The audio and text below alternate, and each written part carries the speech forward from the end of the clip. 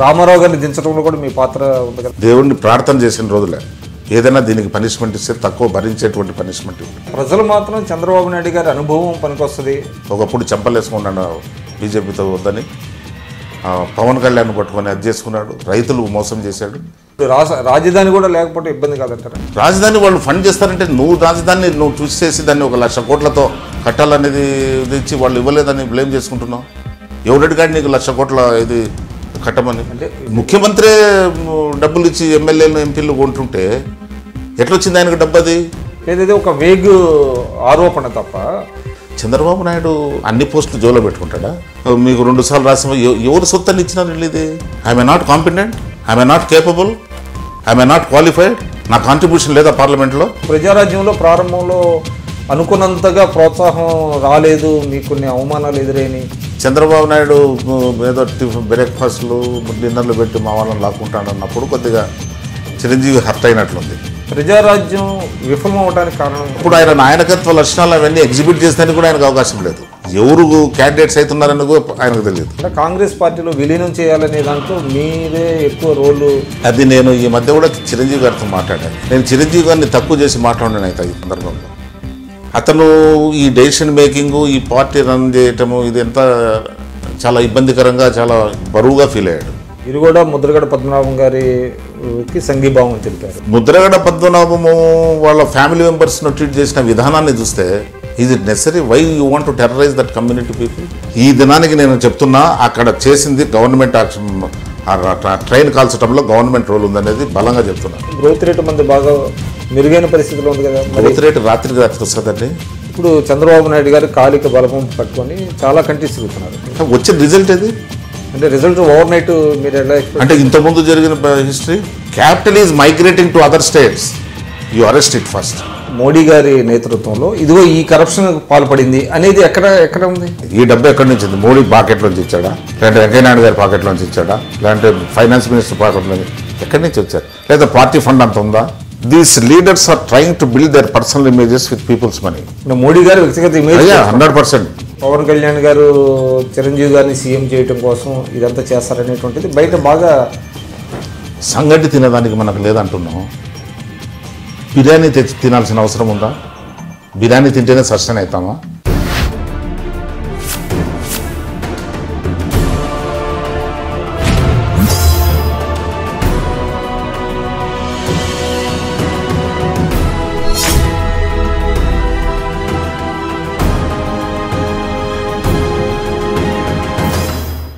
నమస్కారం రామచంద్రయ్య గారు. 2014 ఎన్నికలు జరిగి 2 సంవత్సరాలు దాదాపుగా పూర్తయింది. సో రాష్ట్ర విభజన అంశం కాంగ్రెస్ పార్టీని చాలా దారుణంగా దెబ్బతీసింది. ఆ ఫలితాలు మీరు ఎన్నికల్లో కనబడినాయి. మీకు 175 సీట్లు, 1 సీటు కూడా రాలేదు. ఇంకా ప్రజల్లో కాంగ్రెస్ పార్టీ పట్ల వ్యతిరేకత కానీ, లేకపోతే ఒక రకమైనటువంటి అంటే రాష్ట్ర విభజనకు కారణం కాంగ్రెస్ పార్టీ అనే భావన, ఆ కోపం ఇంకా తగ్గినట్టుగా కనిపించట్లేదు. మీరేమంటారు? అంటే ఇది ఒక విషపూరితమైన ప్రచారం ఒకటి జరిగింది ఎలక్షన్స్లో. దాన్ని మా నాయకులు ప్రజల్లోకి వెళ్ళి దాన్ని తిప్పికొట్టలేకపోయారు. సో చంద్రబాబు నాయుడు ఏం చెప్పాడో అది ప్రజలు నమ్మేటువంటి పరిస్థితి వచ్చేసింది. రెండవది, ప్రజలు డివిజన్ జరిగిన తర్వాత ప్రజలు ఏమాత్రము ఏ విధంగా నష్టపోయారనేటువంటి దానిపైన ఒక అవగాహన కూడా మేము ఇవ్వలేకపోతున్నాం. అందువల్ల అది ఆ ప్రజల్లో ఉండేటువంటి కాంగ్రెస్ పార్టీనే దీనికి బాధ్యత అనేటువంటిది బలపడిపోయింది. కాబట్టి అది కొంతకాలం ఉంటుంది. ఇంకా 3 సంవత్సరాల్లో మేము దీనికి కారణం ఎవరు అనేది. అంటే మీరు చంద్రబాబు నాయుడు గారిని బ్లేమ్ చేస్తున్నారు, కానీ మీ సొంత కాంగ్రెస్ పార్టీ ఆనాడు ఉన్నటువంటి చీఫ్ మినిస్టర్ కిరణ్ కుమార్ రెడ్డి గారు కూడా దాదాపుగా ఈ రాష్ట్ర విభజన చాలా అన్యాయం అని అన్నారు. తర్వాత చాలామంది కాంగ్రెస్ నేతలు కూడా వెళ్ళిపోయారు. ఉండవల్లి అరుణ్ కుమార్ గారు కానివ్వండి, ఆ రోజు చాలా అపోజ్ చేసి అసలు కాంగ్రెస్ పార్టీని అపోజ్ చేసింది. కాంగ్రెస్ పార్టీ అపోజ్ చేసింది. మీరు మరి మిగతా వాళ్ళని ఏ విధంగా బ్లేమ్ చేస్తారు? బీజేపీ ఇవ్వమని చెప్పింది 1 ఓటుకు 2 రాష్ట్రాలని. చంద్రబాబు నాయుడు మేము పొలిట్ బ్యూరోలో రెజల్యూషన్ పాస్ చేసాం, మీరు ఇవ్వండి అని ఆయన చెప్పాడు. కొత్తగా వచ్చిన పార్టీ జగన్ పార్టీ వాళ్ళు ఇవ్వమని చెప్పారు, రాజ్యాంగం ప్రకారం ఆర్టికల్ 3 ప్రకారం తర్వాత వాళ్ళు చేయమన్నారు. కానీ సబ్సిక్వెంట్గా అసెంబ్లీలో కౌన్సిల్లో తీర్మానాలు చేసి ఇది చేయకూడదని చేసింది కాంగ్రెస్ పార్టీ. అదేవిధంగా మా గవర్నమెంట్ పైనే parliament members no confidence motion ఇచ్చారు అక్కడ. సో దీన్ని టోటల్గా వ్యతిరేకించింది కాంగ్రెస్ పార్టీని అనేటువంటిది ప్రజల్లోకి తీసుకెళ్ళారు. కానీ ప్రజలు మాత్రం పూర్తిగా కాంగ్రెస్ పార్టీ రెస్పాన్సిబుల్ అనే విధంగా వాళ్ళు మీకు ఒక లెసన్ టీచ్ చేశారు కదా. చేశారు. అదే నేను చెప్తున్నా, ప్రజలలో ఉండేటువంటి ఆ కోపం అనేది ఇట్ డిపెండ్స్ అనే రాంగ్ ఎడిఫైస్. దాన్ని ఏ విధంగా కౌంటర్ ఎందుకని చేయలేపారు మీరు? అప్పుడు భయపడ్డారు వీళ్ళు. ఎవరు? మా కాంగ్రెస్ పార్టీ నాయకులు మీరు చెప్పినట్టు కిరణ్ కుమార్ రెడ్డి దీనికి దోహదం చేయటము, అతను డివిజన్ అవుతుందని తెలిసి కూడా కాదని మమ్మల్ని మభ్యపెట్టడము, తర్వాత లోకల్ బాడీస్లో మేము మాకు ఓడిపోవటము, అంటే ఆ వాతావరణం డైల్యూట్ అయిపోయింది బాగా. కాంగ్రెస్ పార్టీ అంటే అంత గౌరవం లేకుండా ఒక సీరియస్ పార్టీ. యాంటీ ఇన్కంబెన్సీ కూడా మీకు తోడై? యాంటీ ఇన్కంబెన్సీ నాకు తెలిసి అంత పెద్దగా లేదు. యాంటీ ఇన్కంబెన్సీ ఉన్నట్టు కన్నా జగన్ అన్ని ఓట్లు రావు. It is purely because of the good performance of Rajasekhara Reddy he could poll such percentage of votes. అంటే కాంగ్రెస్కి రాకుండా అటు వైఎస్ఆర్ అంతే. అతనికి వచ్చిన ఓట్స్ అంతా కాంగ్రెస్ ఓట్ బ్యాంకే. ముస్లిమ్స్, క్రిస్టియన్స్, ఎస్సీస్. రాజశేఖర రెడ్డి గారి లెగసీ కానీ రాజశేఖర రెడ్డి గారి రూలింగ్ వల్ల వైఎస్ఆర్ వచ్చింది. అది మా వాళ్ళు ఏమనుకున్నారంటే కాంగ్రెస్ పార్టీ కదా రాజశేఖర రెడ్డి, అది కాంగ్రెస్ పార్టీకి వస్తుంది, అతని పర్ఫార్మెన్స్ వల్ల వచ్చే అడ్వాంటేజ్ అనుకున్నారు. కానీ vote in India is a Hindu vote. Whether voter is a Christian or a Muslim or whatever it is a Hindu vote. Hindu vote అంటే ఎట్లాగా మీరు అది it will legacy goes to his family members, not to the political party. మీరు Hindu vote అంటే ఏంటి? What is meant by Hindu vote? అంటే Indian ఓటే ఆ విధమైన Indian vote. You mean Indian vote? Indian ఓటే, నాట్ హిందూ ఓట్. హిందూ ఏ కాంటెక్స్ట్లో చెప్తున్నాను హిందూ ఓట్ అంటే the legacy will go to his family members than to the political party to which he belongs. Okay. అందువల్ల నేను అది Hindu vote అంటున్నా. అది హిందూ అంటే రిలీజన్ ఇది కాదు. ఓకే. అయితే ఓకే, మీరు చెప్పేది అది ఒక ఆస్పెక్ట్. అది కాంగ్రెస్ పార్టీ దానివల్ల నష్టపోయిందంటారు. కానీ ఇప్పటికీ రెండేళ్ళ సమయం అయింది. కానీ నిజంగా కాంగ్రెస్ పార్టీ రోలు లేకపోతే విభజనలో ఈ రెండేళ్లలో కనీసం ప్రజల్లో కొంత అంటే సానుభూతి కానివ్వండి, అంటే మనం అనవసరంగా కాంగ్రెస్ పార్టీ ఒక్కదాన్ని బ్లేమ్ చేస్తాం అనేటువంటి ఒక ఫీలింగ్ ఏం కనబడతలేదే. అంటే కాంగ్రెస్ పార్టీ రోల్ లేదని చెప్పలేము. కాంగ్రెస్ పార్టీ అధికారంలో ఉంది. Congress party has taken a decision. పార్లమెంట్లో తీర్మానాలు చేసే దాంట్లో ఒక జుగుప్సాకరమైన రోల్ కూడా ప్లే చేసింది. తలుపులు వేసేయటము, అదంతా ఆ విధంగా చేయటము, అక్కడ పార్లమెంట్లో పాస్ చేయటం, ఇవన్నీ ప్రజల్లో కోపం. అంటే చాలా విచిత్రం ఏంటంటే ఇటు తెలంగాణ ఇచ్చినటువంటి ఇది కూడా కాంగ్రెస్ తెలంగాణలో కూడా అధికారంలో రాలేకపోయింది. ఇది ఒక పారాడాక్స్ లాగా. అంటే ఇక్కడ ప్రజలేమో ఆంధ్రాలో పనిష్ చేశారు, ఇక్కడ కూడా అధికారంలో తీసుకురాలేకపోయారు. అది మీరు సేల్ చేసేటువంటి పద్ధతిలో ఉంది. ఇక్కడ తెలంగాణలో లీడర్లు మేమే దీన్ని తెలంగాణ తేగలిగినామనేటువంటిది ప్రజల్లో విశ్వాసం పొందగలిపి చేయలేకపోయినారు. ఇక్కడేమైంది, the embodiment of Telangana is KCR అనేటిదంటే వచ్చింది.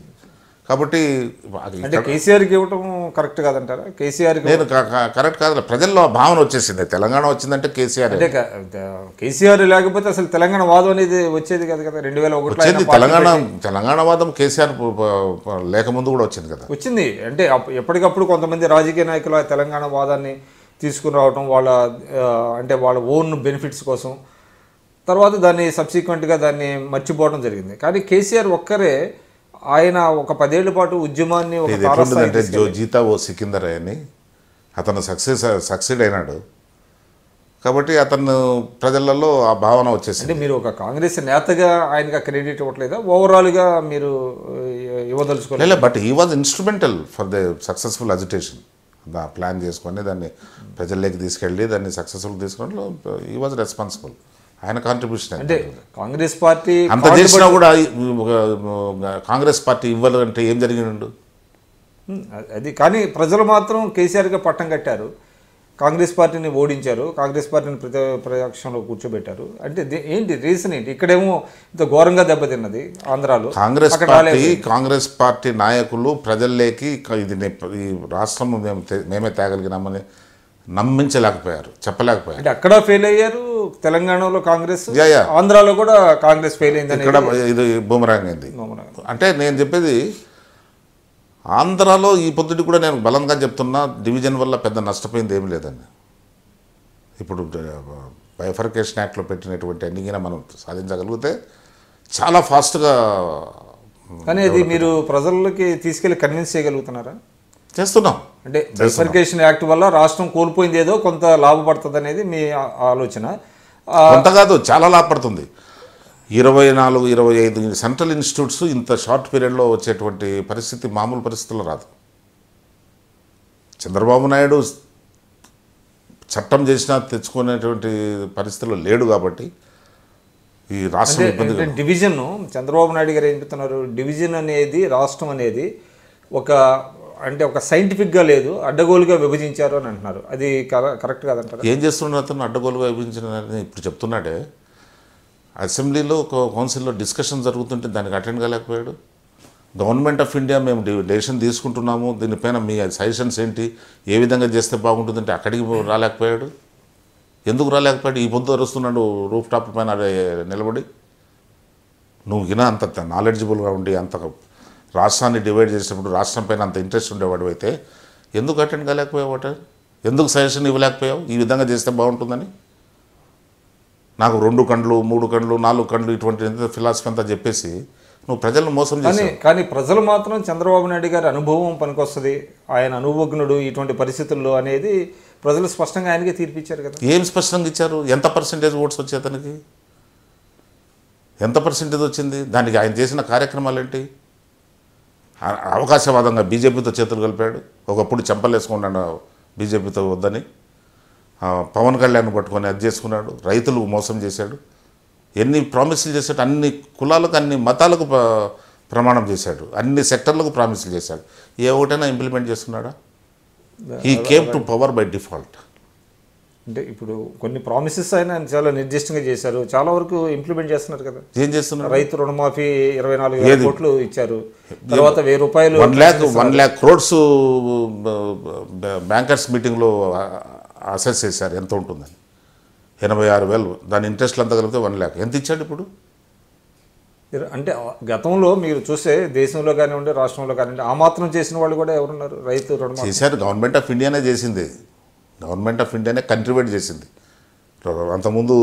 అంటే ఇప్పుడు రాష్ట్ర విభజన నేపథ్యంలో మన బడ్జెట్ చూస్తే చాలా ఆర్థికంగా చాలా ఇబ్బందులు ఉన్నాయి. ఇటువంటి పరిస్థితుల్లో 24,000 ఏమి ఇబ్బందులు ఉన్నాయి? నేను అదే క్వశ్చన్ చేస్తున్నా. ఇది ఒక ఆర్గ్యుమెంట్ బాగా తీసుకెళ్తున్నారు. ఎంత ఇబ్బందులు వచ్చాయి? ఏమి ఇబ్బందులు? ఇప్పుడు రాజధాని కూడా లేకపోతే ఇబ్బంది కాదంటారా? రాజధాని వాళ్ళు ఫండ్ చేస్తారంటే రాజధానిని నువ్వు ట్విస్ట్ చేసి దాన్ని 1,00,000 కోట్లతో కట్టాలనేది ఇచ్చి వాళ్ళు ఇవ్వలేదని బ్లేమ్ చేసుకుంటున్నావు. ఎవడడిగాడు నీకు 1,00,000 కోట్ల ఇది కట్టమని? అంటే ఇప్పుడు రాష్ట్రం విడిపోయిన పరిస్థితుల్లో హైదరాబాద్ లాంటి నగరాన్ని మనం వదులుకోవాలి. ఎవరు హూ ఈజ్ డిమాండింగ్ యూ? అంటే దానికి ఒక పెట్టుబడులు రావాలని అంటే ఒక పెద్ద క్యాపిటల్ చూసి పెట్టుబడులు వస్తాయా? నీకు వాతావరణం కల్పించవండి. నువ్వు నెంబర్ 1 కరప్షన్ స్టేట్ అనేది వచ్చింది, నువ్వే కరప్షన్ అనేది వచ్చింది, నువ్వు అది ప్రూవ్ అయింది. దానికి నిర్దిష్టమైనటువంటి ఎక్కడ కాదు ఇన్వెస్ట్మెంట్స్కు కండ్యూసివ్ అట్మాస్ఫియర్ క్రియేట్ చేయాలి. మీ అడ్మినిస్ట్రేటివ్ సిస్టమ్స్ ఎక్స్పర్ట్ కావాలి. రెండవది కరప్షన్ను ఎరాడికేట్ చేయాలి. మీకు పొలిటికల్ కరప్షన్ ఉండే, అఫిషియల్ కరప్షన్ ఉండే. ఎక్కడ అంటే దానికి ఎక్కడైనా నిర్దిష్టమైన ప్రాతిపదిక ఉందా? ముఖ్యమంత్రి డబ్బులు ఇచ్చి ఎమ్మెల్యేలు ఎంపీలు కొంటుంటే ఎట్లొచ్చింది ఆయనకు డబ్బు? అది ఇప్పుడు మీరు చెప్పేది ఒక వేగ్ ఆరోపణ తప్ప ఆయన ఎంపీలని ఎమ్మెల్యేలని కొంటున్నారనే దానికి ప్రాతిపదిక ఉంది. అంటే ఉదాహరణకి మీ సహచరుడే గతంలో పనిచేసిన జ్యోతి నెహ్రూ చెప్పాడు, నన్ను ఎవరు కొనగలరు అంత, మీరు ఒక రాజకీయ లబ్ధి కోసం ఊరికే ఆరోపణలు గుప్పిస్తున్నారు తప్ప. ఒకరో ఇద్దరు ఉండొచ్చు, నేను దాని గురించి కాదన్ను. 50 లక్షలు ఇచ్చింది ఆయన వాస్తవం కదా? ఆయన వాయిస్కి కరెక్ట్ కదా? ఇక్కడ తెలంగాణ ఓటుకు నోట్లో తర్వాత పట్టిసీమలో కరప్షన్ కదా? ఈ దేని గురించి కూడా ఈ దినము ఏ కోర్టులో కూడా జడ్జిమెంట్ ఫేవర్గా వచ్చే పరిస్థితి లేదు. నేను జ్యుడిషియల్ని క్వశ్చన్ చేయటంలా, వాతావరణం అటువంటి ప్రజల్లో అటువంటి భావన వచ్చేసింది. అంటే అంటే మీరు చెప్పదలుచుకుంది ఏంటి? డెమోక్రసీలో ఉండేటువంటి ఆల్ సెక్టర్స్ను ఆయన కంట్రోల్లో పెట్టుకున్నాడు. మీరు ఇప్పుడు కాబట్టి ఎట్లా బయట మీరు ఇప్పుడు తెలుగుదేశంలో గతంలో అంటే ఇప్పుడు మీరు కాంగ్రెస్లో ఉన్నారు కాబట్టి ఈ మాట అంటున్నారు. మీరు తెలుగుదేశంలో గతంలో చాలా కాలం సుదీర్ఘకాలం పనిచేశారు. 2 సార్లు రాజ్యసభ సభ్యత్వం చేశారు, ఒకసారి ఎమ్మెల్యేగా ఉన్నారు, మంత్రిగా ఉన్నారు. తర్వాత మీరు దాదాపుగా ఆయనకి చాలా అంటే మీకు చాలా విలువ ఇచ్చేవాడైనా మీ మాటలు నమ్మేవాడు. దాదాపుగా మీరు ఒక సిద్ధాంతకర్త అనేటువంటి భావన చాలామంది ఉంది. మరి అప్పుడు చంద్రబాబు నాయుడు గారి పనితీరుకి ఇప్పుడు పనితీరుకి డిఫరెన్స్ అంటే ఇంత బ్లాటెంట్గా ఇంత గ్లేరింగ్గా కరప్షన్ ఉండేది కాదు అప్పుడు. ఆఫ్ కోర్స్ పార్టీ రన్ చేస్తానికి కొన్ని అబరేషన్స్ ఉంటాయి, నేను కాదన్ను. కానీ ఇంత ఇప్పుడే ఎందుకు వచ్చిందంటారు? రాజ్ చంద్రబాబు నాయుడు గారిని అడగాలి. ఇంకా సరే, ఆ విషయాన్ని పక్కన పెడదాం. అందులో ఇంకోటి సిద్ధాంతకర్త ఇదంతా చాలా బంకం. చంద్రబాబు నాయుడు ఏమనుకున్నాడో అదే జరుగుతుంది నిర్ణయం. ఆ నిర్ణయం వరకు మేము మాట్లాడుతూనే ఉండాలి. అంటే అప్పుడు మీ వాయిస్ ప్రివేల్ ఎప్పుడు కూడా వాయిస్ ప్రివేల్ అయిందిలే. కానీ ఇప్పుడు మీరు అది ఎప్పుడు చెప్పలేదు, గతంలో చెప్పినట్టు ఎక్కడ పార్టీలో ఉండి పార్టీని డిఫై చేస్తే ఎట్లా మాట్లాడతాం, ఏ విధంగా మాట్లాడతాం? సరే, మీకు రాజకీయంగా మీరు ఒక చార్టెడ్ అకౌంటెంట్, మీ వృత్తిలో మీరు ఉన్నప్పుడు సరే ఎన్టీ రామారావు గారు మీకు అవకాశం ఇచ్చారు రాజకీయంగా. తర్వాత సబ్సిక్వెంట్గా రామారావు గారిని దించడంలో కూడా మీ పాత్ర ఉంది కదా ఆ రోజు చంద్రబాబు నాయుడు గారు. That is glaring aberration in my life. ఇప్పటికి రిపెంట్ అవుతున్నారు మీరు? చాలా దేవుణ్ణి ప్రార్థన చేసిన రోజులే. ఏదైనా దీనికి పనిష్మెంట్ ఇస్తే తక్కువ భరించేటువంటి పనిష్మెంట్ ఇవ్వండి. అంటే ఇప్పుడు కాంగ్రెస్లోకి వచ్చారు కాబట్టి లేదు, అప్పుడు కూడా వీఆర్ టోటల్లీ మిస్లెడ్. ప్రజాస్వామ్యం నాశనం అయిపోతుంది అన్నప్పుడు మేము నమ్మినాము. అంటే మీరు ఎప్పుడు ఈ రియలైజేషన్ మీకు ఎప్పుడు వచ్చింది? నాకు ఒక 3 years తర్వాత వచ్చింది. ఇది 3-4 years తర్వాత. కానీ అయితే ఒకటి మాత్రం వాస్తవం, మీరు ఎన్టీ రామారావు గారి పీరియడ్లో కంటే మీరు చంద్రబాబు నాయుడు గారి పీరియడ్లోనే మీకు ఎక్కువ అవకాశాలు వచ్చినాయి. 96లో మీరు రాజ్యసభ సభ్యత్వం ఇచ్చారు మీకు. తర్వాత 44 మంది ఎమ్మెల్యేలు గెలిచిన రోజున కూడా ఒకే ఒక్క అవకాశం వస్తే కూడా అది కూడా రెండోసారి మీకు ఇచ్చారు చంద్రబాబు నాయుడు గారు. అది కూడా ఒక కప్పు కాఫీ ఖర్చు లేకుండా. అంటే అని చెప్పాడు వాళ్ళు అన్నారు, కప్పు కాఫీ ఖర్చు లేకుండా. అయినప్పటికీ మీరు ఇంకా 2 సంవత్సరాలు రాజ్యసభ నేను ఒకటి చెప్తున్నా ఇక్కడ, నన్ను లెట్ మీ కంప్లీట్. అంటే 2 సంవత్సరాలు రాజ్యసభ సభ్యత్వం ఉండగా చిరంజీవి గారు ప్రజారాజ్యం పెట్టారు. మీరు ప్రజారాజ్యం పార్టీలోకి వెళ్ళడానికి కారణం ఏంటి? అంటే మీ సామాజిక వర్గానికి చెందినటువంటి వ్యక్తి ఒక ముఖ్యమంత్రి కావాలి. ఎందుకంటే చాలామంది అన్నారు మీ పార్టీలోంచి వెళ్ళిన వాళ్ళు కూడా మా సామాజిక వర్గానికి చెందిన ఆయన కాబట్టి మేము ఒకసారి సీఎం అవ్వాలి అనేటువంటి కోరిక ఉంది, అందువల్ల వెళ్తున్నాం. అది కూడా అందుకే మీరు కూడా వెళ్ళారా లేకపోతే ఇతర? లేదు, నాకు అప్పటి నుంచే నేను చాలా ఇష్యూస్లో డిఫర్ అవుతాను. నేను ఇప్పుడు అవన్నీ బయట పెడితే కదా ఎథికల్గా ఉండే పర్సన్ కాబట్టి బయట పెట్టాలి. అప్పటికే మీకు కొంత అసంతృప్తి? బాల్కో విషయంలో నేను డిఫర్ అయినా అతనితో. బీజేపీతో చేతులు కట్టేటప్పుడు పొలిట్ బ్యూరోలో వెహిమెంటల్గా ఆర్గ్యూ చేసా వద్దని. 2004లో ఎలక్షన్ మేనిఫెస్టో రాసేటప్పుడు రైతులు 3 సంవత్సరాలు కరువు ఫేస్ చేశారు, 1120 కోట్లు ఎలక్ట్రిసిటీ అరియర్స్ ఉన్నాయి, కట్టలేరు, వేవర్ ఇస్తామని ఫైట్ చేశా. చాలా ఇష్యూస్ పైన అతనితో డిఫరెన్స్ ఉందనుకున్నా. 3 రాష్ట్రాలు కొత్త రాష్ట్రాలు పుట్టేటప్పుడు పార్లమెంట్లో దానికి సపోర్ట్ చేయమంటే నేను చేయనని చెప్పా. అదంతా మీరు మొదటి టర్మ్లో, అది అయినప్పటికీ మీకు 2వ టర్మ్ ఇచ్చారు కదా. లేదా నేను చెప్పేది, నేను I cannot be enslave to a single individual. I'm enslave to the philosophy. ఒక వ్యక్తి, నేను ఒకటి అడుగుతున్నా, ఇంతకుముందు కూడా చెప్పా, చంద్రబాబు నాయుడు అన్ని పోస్టులు జోలో పెట్టుకుంటాడా? ఎమ్మెల్యేలు, ఎంపీలు, మంత్రులు అన్ని తనే పెట్టుకుంటాడా? అంటే చంద్రబాబు నాయుడు ఎట్లా ముఖ్యమంత్రి అంటే ఈవెన్ దో మీరు ఇందాకే కాదు, నేను అడుగుతా, ప్రతి ఒక్కరు చెప్తారు మీకు 2 సార్లు రాష్ట్రం ఎవరు సొత్తని ఇచ్చినారు ఇది? I'm a not competent, I'm a not capable, I'm a not qualified, నా కాంట్రిబ్యూషన్ లేదా పార్లమెంట్లో? పొలిట్ బ్యూరో డిసైడ్ చేసింది. మీరు ఇందాక ఒక మాట అన్నారు, ఎంత ఉన్నా కూడా పార్టీలో చివరి వరకు ఆయన మాటే ప్రివేల్ అవుతుంది అంటున్నారు. అంటే మీకు పదవి ఇచ్చే దాంట్లో కూడా ఆయన కాదు అని అంటే మీది ఆగిపోయేది. ఆయన ఇచ్చారు కదా. అవును, ఆయనే ఇచ్చారు పదవి, ఆయనే ఇచ్చారు. లేదా పొద్దున్న లేదన్నాడు, పొద్దున వీలు కాదన్నాడు, పొద్దున ఇంటికి వెళ్తే వీలు కాదన్నాడు, ఓకేనా వచ్చేసారు. మళ్ళీ పొలిట్ బ్యూరోలో డిసైడ్ చేశారు.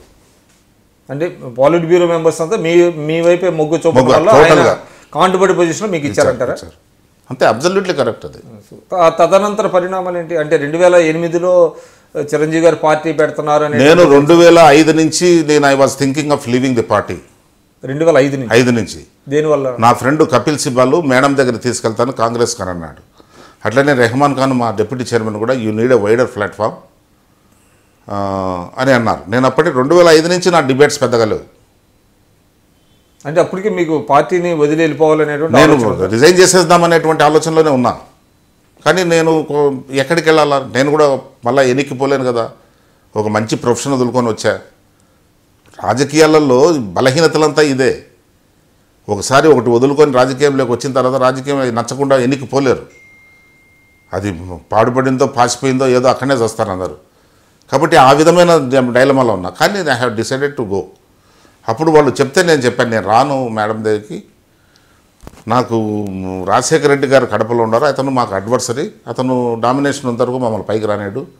కాబట్టి నేను అప్పుడు కాంగ్రెస్లో రాజశేఖర రెడ్డి గారు ఉన్నారు కాబట్టి మీరు వెళ్ళలేదు, అంతేనా? వెళ్ళలేదు, అబ్జల్యూట్లీ. లేకపోతే వెళ్ళి ఉండేవాళ్ళ. 94లో 95లో నేను కాంగ్రెస్కి వెళ్ళాలనేటువంటిది పివి నరసింహారావు నన్ను ఇది చేసినప్పుడు నాకు ఎయిర్ టికెట్స్ కూడా ఢిల్లీకి బుక్ చేశారు.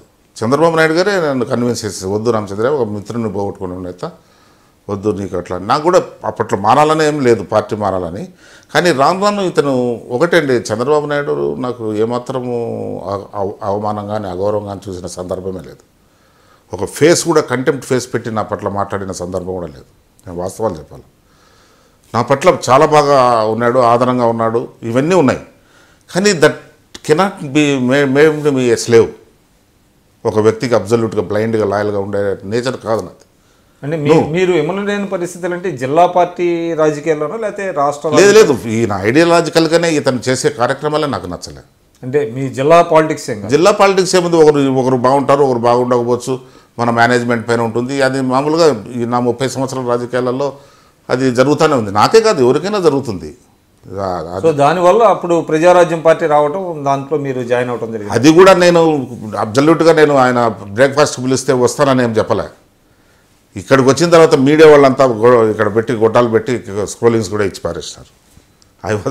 I was made to join ఆ టైం. అంటే మీకు అప్పటికి అంత హాఫ్ హార్టెడ్గా ఉన్నారా? హాఫ్ హార్టెడ్గానే ఉన్నా. అంటే పూర్తిగా జాయిన్ అవ్వాలనేది లేదు, పూర్తి డెసిషనే తీసుకోలేదు అప్పుడు. కానీ మీకు ప్రజారాజ్యంలో ప్రారంభంలో అనుకున్నంతగా ప్రోత్సాహం రాలేదు, మీకు కొన్ని అవమానాలు ఎదురైనాయి ఇనీషియల్గా అనేది కూడా ఒకటి. అంటే అవమానాలు అంటే చంద్రబాబు నాయుడు ఏదో బ్రేక్ఫాస్ట్లు డిన్నర్లు పెట్టి మా వాళ్ళని లాక్కుంటాడు అన్నప్పుడు కొద్దిగా చిరంజీవి హర్ట్ అయినట్లుంది. దాని తర్వాత మన అడ్మిషన్ కొద్దిగా పెండింగ్ పెట్టాడు. అంతే అంటే కొంతమంది మధ్యవర్తులు ఏదో కొంత చెప్పడం వల్ల ఆ విధంగా జరిగిందనేది కూడా. అది నాకు ఐఎమ్ నాట్ అవేర్. ఎవరు మధ్యవర్తుల వల్ల ఏ కాంటెక్స్లో కూడా నాకు అది రాలేదు బయటకు. తర్వాత మీరు ఎప్పుడు ఆయనకి సన్నిహితం కాగలిగారు? పార్టీలో చేరిన తర్వాత, ఎలక్షన్లు అయిన తర్వాత. మీకు కడప టికెట్ ఇవ్వకుండా ఎక్కడికో మచిలీపట్నం పంపించారు కదా. నేను చాలా సన్నిహితున్నాయి ఆయనతో, చాలా ఇదిగా ఉన్నట్టుగా నేను would have got the Rajampet ticket. లేదు కదా, నాకు ఎక్కడో జిల్లా మచిలీపట్నం నేను వద్దన్నా. నేను అక్కడ కూడా పోటీ చేయాలి, నాకు సంబంధం లేదు ఆ జిల్లా అని. అంటే ప్రజారాజ్యం విఫలం అవడానికి కారణం మీరు ఏమనుకుంటున్నారు? ప్రధానంగా దానికి ఒక కారణం కాదండి, చాలా కారణాలు ఉన్నాయి. 2 పొలిటికల్ పార్టీస్ బాగా యాక్టివ్గా స్ట్రాంగ్గా ఉన్నాయి. ఆ టైంలో ఎంటర్ కావటము చిరంజీవి గారు, అది కరెక్ట్ టైం కాదు. రెండవది పొలిటికల్ మేనేజ్మెంట్ లేదు. నాయకత్వ లక్షణాలు కూడా లోపించాయని అంటారా? అంటే అప్పుడు ఆయన నాయకత్వ లక్షణాలు అవన్నీ ఎగ్జిబిట్ చేసేదానికి కూడా ఆయనకు అవకాశం లేదు. ఎవరు క్యాండిడేట్స్ అవుతున్నారని కూడా ఆయనకు తెలియదు. అంటే ఒక పార్టీగా రన్ చేయడంలో విఫలం చెందారు ప్రజారాజ్యం. అంటే ఫస్ట్ టైం పవర్ లేదు కాబట్టి ఇదన్నారు. కానీ ఎన్టీ రామారావు కూడా ఫస్ట్ టైం పవర్ లేకుంటే మెడ్రాస్ వెళ్ళిపోతారని వెళ్ళిపోయిండు నాకు తెలిసి. అధికారం వచ్చింది కాబట్టి ఆయన ఫస్ట్ టైం అన్నాడు. అది దట్ ఈజ్ అ హైపోథెటికల్. అంటే ఆయన వస్తే ఏం జరిగేది అనేది కొంత హైపోథెటికల్ అది. కానీ ఆయన పార్టీలో అధికారంలోకి వచ్చారు, ఆ పార్టీని నిలబెట్టారు, సస్టైన్ చేశారు. బట్ ఒకటైతే వాస్తవం కదా, ఇప్పుడు తెలుగుదేశం పార్టీ ఎన్టీ రామారావు గారు పార్టీని తీసుకొచ్చిన చంద్రబాబు నాయుడు గారు 85 నుంచి కొంత దానికి అంటే పార్టీని స్ట్రక్చర్గా ఒక రూపొందించి కార్యకర్తలను బేస్ తయారు చేయడంలో ఆయన కీలకమైన పాత్ర పోషించారు. ఆయన కాంట్రిబ్యూషన్ ఉంది. చంద్రబాబు నాయుడు గారు లేకపోతే తెలుగుదేశం కూడా బహుశా నేకోవటం ప్రజారాజ్యంలాగా అయ్యి ఉండేదేమో. అంటే పవర్ ఈజ్ ఎ క్యాటలిస్టిక్ ఫోర్స్ అండి. అధికారంలో ఉంది పార్టీ, అది పెద్ద అడ్వాంటేజ్ వచ్చింది. అధికారం ఉన్నప్పటికీ మీకు 94లో స్ప్లిట్ వచ్చింది కదా, నాదెండ్ల భాస్కరరావు గారి ఉదంతంతో 84లో మీకు స్ప్లిట్ వచ్చింది. అంటే అధికారం ఎంత ఉన్నప్పటికీ కూడా ఆ పార్టీ పరమైనటువంటి మేనేజ్మెంట్ కానీ లేకపోతే అన్ని శ్రేణుల్ని కలుపుకెళ్ళే ఇది ఎన్టీఆర్ దగ్గర కూడా లేదు అనేది మనకి అర్థమవుతుంది కదా. అంటే ఎన్టీఆర్ అప్పుడు పోయి ఆపరేషన్ చేయించుకొని రావటము, అప్పుడు ఈ ఆయన దింపే ఇది జరగటము, తర్వాత ఇది ఒక అన్యాయంగా జరిగింది అనేది కంట్రీ వైడ్ ఒక నిరసన ఎరప్ట్ అయింది. దానివల్ల ప్రజలు చాలా తీవ్రంగా తీసుకున్నారు అది. అందువల్లనే అప్పుడు ఇందిరాగాంధీ చనిపోయినా కూడా ఎన్టీ రామారావు గారు could fair well in the elections. అంటే యాజ్ ఎ పొలిటీషియన్గా ఎన్టీఆర్ కంటే చంద్రబాబు నాయుడు గారు బెటర్ అనేటువంటిది అంటే మేధావుల్లో కానివ్వండి అది ఒక అభిప్రాయం ఉంది. దానికి మీరేమంటారు? ఎన్టీ రామారావు గారు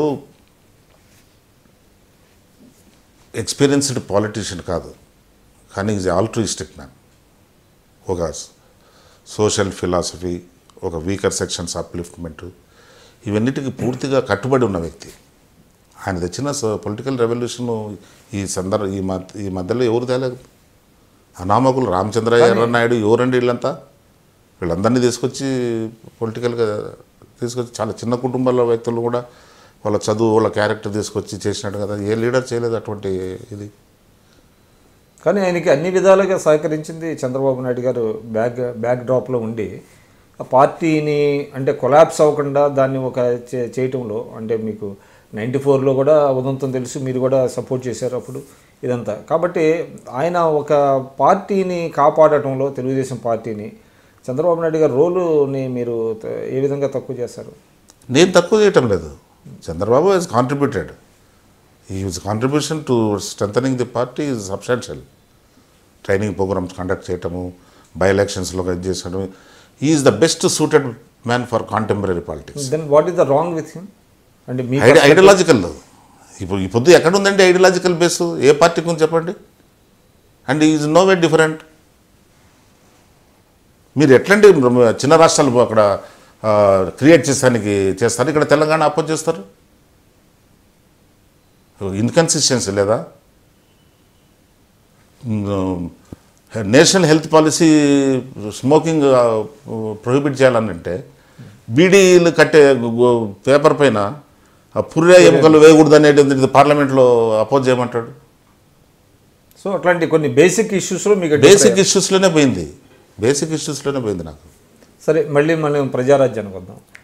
సరే, అప్పుడు ప్రజారాజ్యంలో అండ్ ఆశించిన విధంగా అధికారంలోకి రాలేదు, కానీ దాన్ని పార్టీగా ఒక రన్ చేసే అవకాశం లేకుండా కాంగ్రెస్ పార్టీలో విలీనం చేయాలనే దాంట్లో మీరే ఎక్కువ రోలు ప్లే చేశారు, ఇనిషియేటివ్ తీసుకున్నారనేటువంటి టాక్ కూడా ఉంటుంది. అది నేను ఈ మధ్య కూడా చిరంజీవి గారితో మాట్లాడా. ఇది నేను వేరే వాళ్ళ దగ్గర కూడా విన్నాను. నేను చిరంజీవి గారిని తక్కువ చేసి మాట్లాడాను అయితే ఈ సందర్భంలో. అతను ఈ డెసిషన్ మేకింగు, ఈ పార్టీ రన్ చేయటము, ఇది ఎంత చాలా ఇబ్బందికరంగా, చాలా బరువుగా ఫీల్ అయ్యాడు చిరంజీవి గారు. ఎందువల్ల? అతనికి ఫైనాన్సెస్ చాలా దీంట్లో చాలా అవసరాలు ఉంటాయి. నాట్ ఓన్లీ ఫైనాన్స్ లేకుండా పార్టీని రన్ చేసే వాళ్ళు ఎవరో ఒకరు చెప్పండి చూద్దాం. కాబట్టి ఇటువంటి ఒక హిమాలయన్ హెర్కులిన్ టాస్క్ మాదిరిగా ఆయన ఫీల్ అయ్యాడు. అప్పుడు నేను అనుకున్నా ఇతను గిన అంత ఇంట్రెస్ట్ చూపించకుండా అంటే it will have a natural death. కాబట్టి దీని ఏదో రెస్పెక్టబుల్గా చేయాలి అట్లానే పద్ధతిలో ఆ కార్యక్రమం చేశాను నేను. కానీ మీరు నేను ఇనిషియేటివ్ తీసుకోవాలి. సో కాంగ్రెస్ ఇనిషియేటివ్ తీసుకున్నా, ఆ వాతావరణంలో ఇనిషియేటివ్ తీసుకోవాల్సి వచ్చింది. ఇది మెర్జ్ చేయడానికి కాంగ్రెస్ పార్టీ అంటే మొదట్లో మేమేమన్నామంటే ఏదో అలయన్స్ పెట్టుకుందాము, ఆ పద్ధతిలోనే గవర్నమెంట్కి సపోర్ట్ చేద్దామని అనుకున్నాం. కానీ వాళ్ళు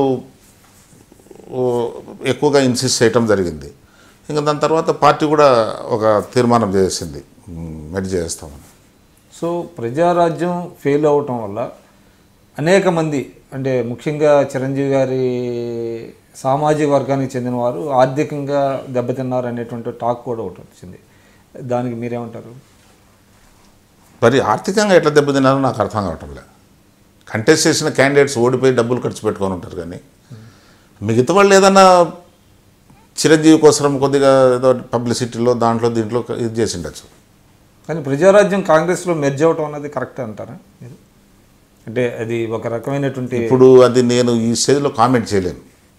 సారీ, ఐ కెనాట్ కామెంట్. జరిగిపోయింది కాబట్టి అందులో I was instrumental in that activity. So అంటే ఇక తప్పని పరిస్థితుల్లో కాంగ్రెస్ పార్టీలో విలీనం చేశారు. పార్టీ మనుగడ సాధ్యం కాదు అని అనుకున్నటువంటి ఇన్ఎవిటబుల్. సో అటువంటప్పుడు మీరు చేశారు. కానీ కాంగ్రెస్లో మెర్జ్ అవ్వటం వలన కూడా పెద్దగా ఉపయోగం, అంటే కాంగ్రెస్ పార్టీకి పెద్దగా ఉపయోగపడినట్లేదు, ప్రజారాజ్యం పార్టీ శ్రేణులు కూడా పెద్దగా కాంగ్రెస్ పార్టీ అప్పుడు గవర్నమెంట్ను సేవ్ చేయడంలో పెద్ద 18 మెంబర్స్ ఎమ్మెల్యేస్ ఉన్నారు కదా. అంటే అంతకుముందే మెర్జ్ అయిపోయింది కదా. అంటే తర్వాత ఎప్పుడైతే మీకు వైఎస్ఆర్సీపీ వాళ్ళు పార్టీ అప్పుడే కదా వాళ్ళు అక్కడనే అనౌన్స్ చేసాము మేము వీఆర్ సపోర్టింగ్ ది గవర్నమెంట్ అని. అక్కడనే ఎయిర్పోర్ట్లో అనౌన్స్ చేసాం. బయటకు రాగానే ఆమె 10 జనపత్లో బయటకు రాగానే మీరు అంటే పెద్దగా ఎవరితో డిస్కస్ చేయకుండానే మీరు అనౌన్స్ చేసినట్టుగా అనిపించింది. లేదు, ఇక్కడ తీర్మానం ఎగ్జిక్యూటివ్ తీర్మానం చేసింది. Whatever the decision that is appropriate you can take అని. They authorize the president. ఆ పద్ధతిలో అనౌన్స్ చేసాం. అదే. సో మీరు ఎన్టీ రామారావు గారితో పనిచేశారు, చంద్రబాబు గారితో పనిచేశారు, చిరంజీవి గారితో పనిచేశారు, ఇప్పుడు కాంగ్రెస్ పార్టీలో చేస్తున్నారు. ఎన్టీఆర్కి, చంద్రబాబు గారికి, చిరంజీవి గారికి ఏంటి, వాట్ ఆర్ యువర్ ఇంప్రెషన్స్? అంటే చిరంజీవి గారు బేసిక్గా is not a politician. Substantial period కూడా లేడు కాబట్టి ఆయన కంపేర్ చేయడం కూడా కరెక్ట్ కాదు వాళ్ళిద్దరితో. ఎన్టీ రామారావు గారు ఒక కమిటెడ్ ఐడియాలజీతో వచ్చిన అతను అధికారం ఉన్ని పోని అది ఇమ్మెటీరియల్ అతనికి. అతను ఒక social justice, empowerment of weaker sections వీటిని దృష్టిలో పెట్టుకొని దాన్ని ఆ డైరెక్షన్లో పనిచేశాడు కూడా. ఇడు ఓడిపోతాడా గెలుస్తాడా అనేది కూడా చూడకుండా వీకర్ సెక్షన్స్ క్యాండిడేట్స్కి టికెట్స్ ఇచ్చి పాలిటిక్స్లోకి తీసుకొచ్చాడు. అది చంద్రబాబు గారి దగ్గర లేదు. చంద్రబాబు గారి దగ్గర has got the capacity to win అనేదే ఉంటుంది వాడి ఎవడైనా కానీ.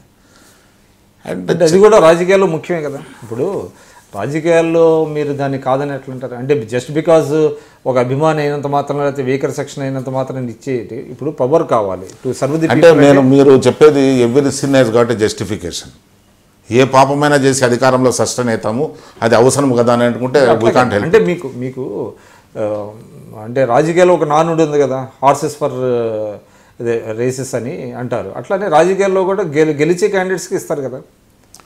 నేను దాని గురించి చెప్పడంలే. Difference between NT Rama Rao and Chandrababu Naidu అంటే ఆయనకి అధికారం లేకపోయినా పర్వాలేదు, నమ్మిన సిద్ధాంతం కోసం ఎన్టీఆర్ చేశారు. చంద్రబాబు గారు ఏమో అధికారం కోసం ఎవరైతే చేసిందే కదా. మీరు ఒకటి కాదు, any number of examples you can get from his actions. ఒకటి కాదు. ఒకసారి ఈక్విడిషన్స్ అన్నాడు బీజేపీకి, తనకు ఒకసారి కలిశాడు, మళ్ళీ తర్వాత ఒకసారి టీఆర్ఎస్ అన్నాడు. సో ఈ విధంగా అంటే పార్టీని పరిరక్షించుకోవడంలో దాన్ని కొంత అంటే మ్యానిపులేషన్స్ ఇన్ఎవిటబుల్ కదా ఇండియన్ పాలిటిక్స్లో. నేను అందుకే every sin Hess got justification అన్నా. ఏ తప్పైనా చేసి జస్టిఫై చేసుకోవచ్చు ఈ విధంగా. ఇంకా ఎథిక్స్ ఎక్కడ ఉంటుందండి పాలిటిక్స్లో? ఎక్కడ ఉంటుంది? ఇప్పుడు 30 మంది ఎమ్మెల్యేలు కొనడం కూడా ఇట్ కెన్ బి జస్టిఫైడ్. సరే, ఇప్పుడు మీరు ఈ రీసెంట్ డెవలప్మెంట్స్ చూస్తే రాష్ట్రంలో కాపు ఉద్యమం వచ్చింది. కాపులకి మీరు తెలుసు, మీరు రాయలసీమ నుంచి వచ్చారు. గతంలో అంటే తెలుగుదేశం పార్టీ ఆవిర్భవించక ముందు అక్కడ బలిజలకి పెద్ద రాజకీయ ప్రాధాన్యత లేదు. తెలుగుదేశం వచ్చిన తర్వాతనే బలిజలకి రాజకీయ ప్రాధాన్యత వచ్చింది. అది మీరు ఒప్పుకుంటారా? తప్పకుండా. ఎన్టీ రామారావుతో వచ్చింది అది ఇచ్చారు. అంటే ఎన్టీ రామారావు గారు కానివ్వండి, తర్వాత సబ్సిక్వెంట్గా చంద్రబాబు గారు కూడా కొంత అక్కడ బలిజనులకి ప్రోత్సాహం ఇచ్చారు. తర్వాత కాంగ్రెస్ పార్టీ కారణం కదా. అంటే చాలా అంటే ఆల్రెడీ ఒకసారి మీకు ఏదైతే రిజర్వేషన్లు ఉన్నాయో ఆ రిజర్వేషన్లు తీసేసింది కూడా కాంగ్రెస్ ప్రభుత్వం చేసింది.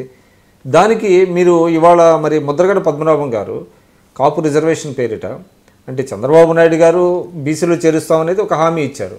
కానీ ఆయన అధికారంలోకి వచ్చిన తర్వాత 1000 కోట్లు బడ్జెట్ పెట్టి కాపుల్ని ప్రోత్సహిస్తుంటే 5 మినిస్టర్లు కాపులు ఇచ్చినటువంటి దాని మీద కాపు రిజర్వేషన్ ఆయన మీద పోరాటం చేయడం ఎంతవరకు సమంజసం? అంటే ఇప్పుడు ఇక్కడ క్యాస్ట్ ఇది కాదండి. He has made an solemn promise to the people of Andhra Pradesh. Especially that community. అది హానర్ చేయమని అడుగుతున్నారు. అది కాంగ్రెస్ మీకు చేసింది అవన్నీ తెలుసు. కాంగ్రెస్ చేసింది కానీ 1935 నుంచి రిజర్వేషన్స్ ఎంజాయ్ చేసిన వాళ్ళను సంజీవ్ రెడ్డి తీశాడు, సంజీవే పెట్టాడు, మళ్ళీ బ్రహ్మానంద తీశాడు. అది ఆ కాంటెక్స్లోనే ఇప్పుడు కొంత జస్టిఫై చేయడానికి తెలుగుదేశం పార్టీ ప్రయత్నిస్తున్నప్పుడు, తెలుగుదేశం ప్రభుత్వం చంద్రబాబు నాయుడు చేస్తున్నప్పుడు మీరు తెలుగుదేశాన్ని విలన్గా చూపించి కాపుల్ని రెచ్చగొట్టేటువంటి విలన్గా చూపించలేదు. చంద్రబాబు నాయుడు విలన్గా ప్రొజెక్ట్ చేసుకున్నాడు తను. ఇక్కడ ఐరన్ ఏమంటే ఈ should have solved it in a different way. His approach was wrong. ఎలా అంటారు? అతనికేం ఎన్ని ప్రాబ్లమ్స్ సాల్వ్ చేయలేదు, ఎన్ని అనెథికల్ మెథడ్స్ పెట్టలేదు. ఇప్పుడు means are important as ends అనేది, means are never important for him. ఆయనకి ఎండ్సే ఇంపార్టెంట్. అంటే ఇప్పుడు మీరు కూడా ముద్రగడ పద్మనాభం గారికి సంఘీభావం తెలిపారు, తర్వాత చిరంజీవి గారు, దాసనారాయణరావు గారు వీళ్ళందరూ సంఘీభావం తెలుపుతున్నారు. అనేది ఏంటంటే తెలుగుదేశం ప్రభుత్వం ఆల్రెడీ ఒక కమిషన్ వేసింది, బడ్జెట్లో 1000 కోట్లు ఖర్చు పెడుతున్నారు. అది గతంలో ఎప్పుడు జరగలేదు. ఇది కాపులకి ఎప్పుడు వచ్చిందండి? ఇది 2 సంవత్సరాలు దాటిన తర్వాత ముద్రగడ పద్మనాభం అజిటేషన్ వచ్చిన తర్వాత ఆయనలో చలనం వచ్చింది. ఇది it is the consequence of his అంటే కొంత ఆర్థిక ఇబ్బందులు వీటి వల్ల ఒక్కొక్క ప్రామిసెస్ రిడీమ్ చేసుకుంటూ వస్తున్నారు కదా. ఆయన అంత తొందరపడిపోయి ఆయన దీన్ని ఉద్యమాన్ని ముద్రగడ పద్మనాభం గారు కూర్చున్నారు, దాన్ని ఆయన సాల్వ్ చేసుకోలేదు చీఫ్ మినిస్టర్. ఇక్కడ ఇప్పుడు మేజర్గా ఒక కమ్యూనిటీలో ఒక ఐకాన్ తయారైపోయి అతను వచ్చాడు. మేము ఆ కమ్యూనిటీకి సంబంధించిన కాబట్టి we have to extend our solidarity first. అంటే యాక్చువల్లీ ఆయన కూడా ఎవరితో మీరు సంప్రదించిన లేదు. It is the policy of the Congress government to support the BC Kapu cause. మా మేనిఫెస్టో. కానీ అంతకుముందు అంటే ఇప్పుడు ఏదైతే తెలుగుదేశం వాళ్ళు కానివ్వండి, జనరల్ పబ్లిక్లో కూడా ఉంది, 10 సంవత్సరాలు కాంగ్రెస్ అధికారంలో ఉన్నప్పుడు ఎప్పుడు కూడా ఈ రిజర్వేషన్ సాల్వ్ చేద్దాం, ఇష్యూని సాల్వ్ చేద్దామని కేంద్రంలో ఉన్నటువంటి ఇది కానీ రాష్ట్రంలో ఉన్నటువంటి ముఖ్యమంత్రి కానీ ప్రయత్నించలేదు కదా. అది అప్పుడు జరగలేదని ఇప్పుడు గమనుండిపోమంటారా? అప్పుడు జరగలేదని ఇప్పుడు గమనుండిపోమంటారా? అంటే అట్లా కదా. అప్పుడు అంటే అంత డిమాండ్ రాలేదంటారా మీరు? అప్పుడు పరిస్థితులు అట్లున్నాయి. మరి నాకు పెద్దగా నేను అప్పుడు ఈ పార్టీలోనే ఉన్నాను కదా. అంటే ఇది చంద్రబాబు నాయుడు గారిని ఇబ్బంది పెట్టడానికి చేసేటువంటిది వైఎస్ఆర్సీపీ వాళ్ళు వెనకుండా నడిపిస్తున్నారు అనేటువంటి ఒక ఇది కూడా ఉంది కదా. లేదు, మీరు ముద్రగడ పద్మనాభము వాళ్ళ ఫ్యామిలీ మెంబర్స్ను ట్రీట్ చేసిన విధానాన్ని చూస్తే is it necessary? Why you want to terrorize that community people? Why you want to terrorize Padmanabham family members? ఏమొచ్చింది దానివల్ల నీకు? ఆ కమ్యూనిటీని నువ్వు చెడ్డ చేసుకున్నావు కానీ వేరే వాళ్ళు చేయలే. ఈ దినానికి నేను చెప్తున్నా, అక్కడ చేసింది గవర్నమెంట్ యాక్షన్. ట్రైన్ కాల్చడంలో గవర్నమెంట్ రోల్ ఉందనేది బలంగా చెప్తున్నారు. నేను అక్కడ ఉన్నప్పుడే కొంతమంది వచ్చారు, మంచి ఏబుల్ బాడీడ్ పర్సన్, సివిల్ డ్రెస్లో వచ్చారు, అందరినీ దిగిపోమన్నారు మమ్మల్ని అని కొందరు చెప్పారు నాకు.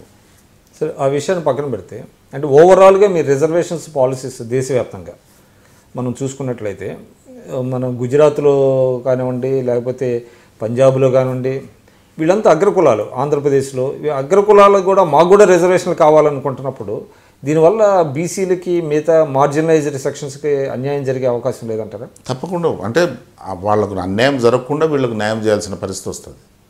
దీనికి ఒక యూనిఫామ్ నేషనల్ పాలసీ తీసుకురావాలి. ఎంతవరకు అంటే నేను అనేది ఆర్థికంగా బలమైనటువంటి వర్గాలు, సామాజిక వర్గాలు, జాట్స్ కానివ్వండి, లేకపోతే పటేళ్లు కానివ్వండి, ఇక్కడ కాపులు, బలిజలు కానివ్వండి, బీసీలో చేర్చండి అని. బలిజలు ఆర్థికంగా ఎదిగిన వాళ్ళు, ఆర్థికంగా కాకపోయినా ఎడ్యుకేషన్గా ఎదిగిన వాళ్ళు, ఆర్థికంగా ఎకనామికల్లీ కాకపోయినా ఇది ఒక సామాజిక సమస్య. సామాజికంగా మిగతా వర్గాలతో పోలిస్తే అన్ని రకాలుగా మెరుగైన పరిస్థితుల్లోనే ఉన్నాయి కదా. ఈ జాట్లు కానివ్వండి, అక్కడ పటేళ్ళు కానివ్వండి, ఇక్కడ కాపు బలిజలు కానివ్వండి, సామాజికంగా బాగానే మెరుగైన పరిస్థితుల్లోనే ఉన్నారు కదా. ఇంకా మాకు రిజర్వేషన్లు కావాలి, మేము సామాజికంగా వెనుకబడ్డాము అని అగ్రకులాలే. ఇప్పుడు ఆ కమ్యూనిటీ మేము బీన్ ఎంజాయింగ్ దిస్ సిన్స్ 1935. మాకు అనవసరంగా మా నోటికాడ తీసేసినారు. మేము ఈ ఫెసిలిటీ మేము ఎంజాయ్ చేస్తున్నాం, మాకు రెస్టోర్ చేయండి అనేది ఇలా డిమాండ్. అంటే గతంలో రాలేదు, ఇప్పుడు ఎందుకు వస్తున్నాయి అంటారు? కారణం ఏంటి? వాళ్ళకు ఉండేటువంటి వాళ్ళ పరిస్థితులు, వాళ్ళకు ఉండేటువంటి సాంఘిక పరిస్థితులు, రాజకీయ పరిస్థితులు, ఇవి పరిస్థితులు. దీని వెనక రాజకీయ పార్టీలు, రాజకీయ లబ్ధి పొందాలనేటువంటి ఆలోచనలు లేవంటారు? లేదు. అది కాంగ్రెస్ పార్టీ దీన్ని ఏదో చేసింది అనేది అది పొరపాటు. 1% కూడా there is not an iota of truth దాంట్లో.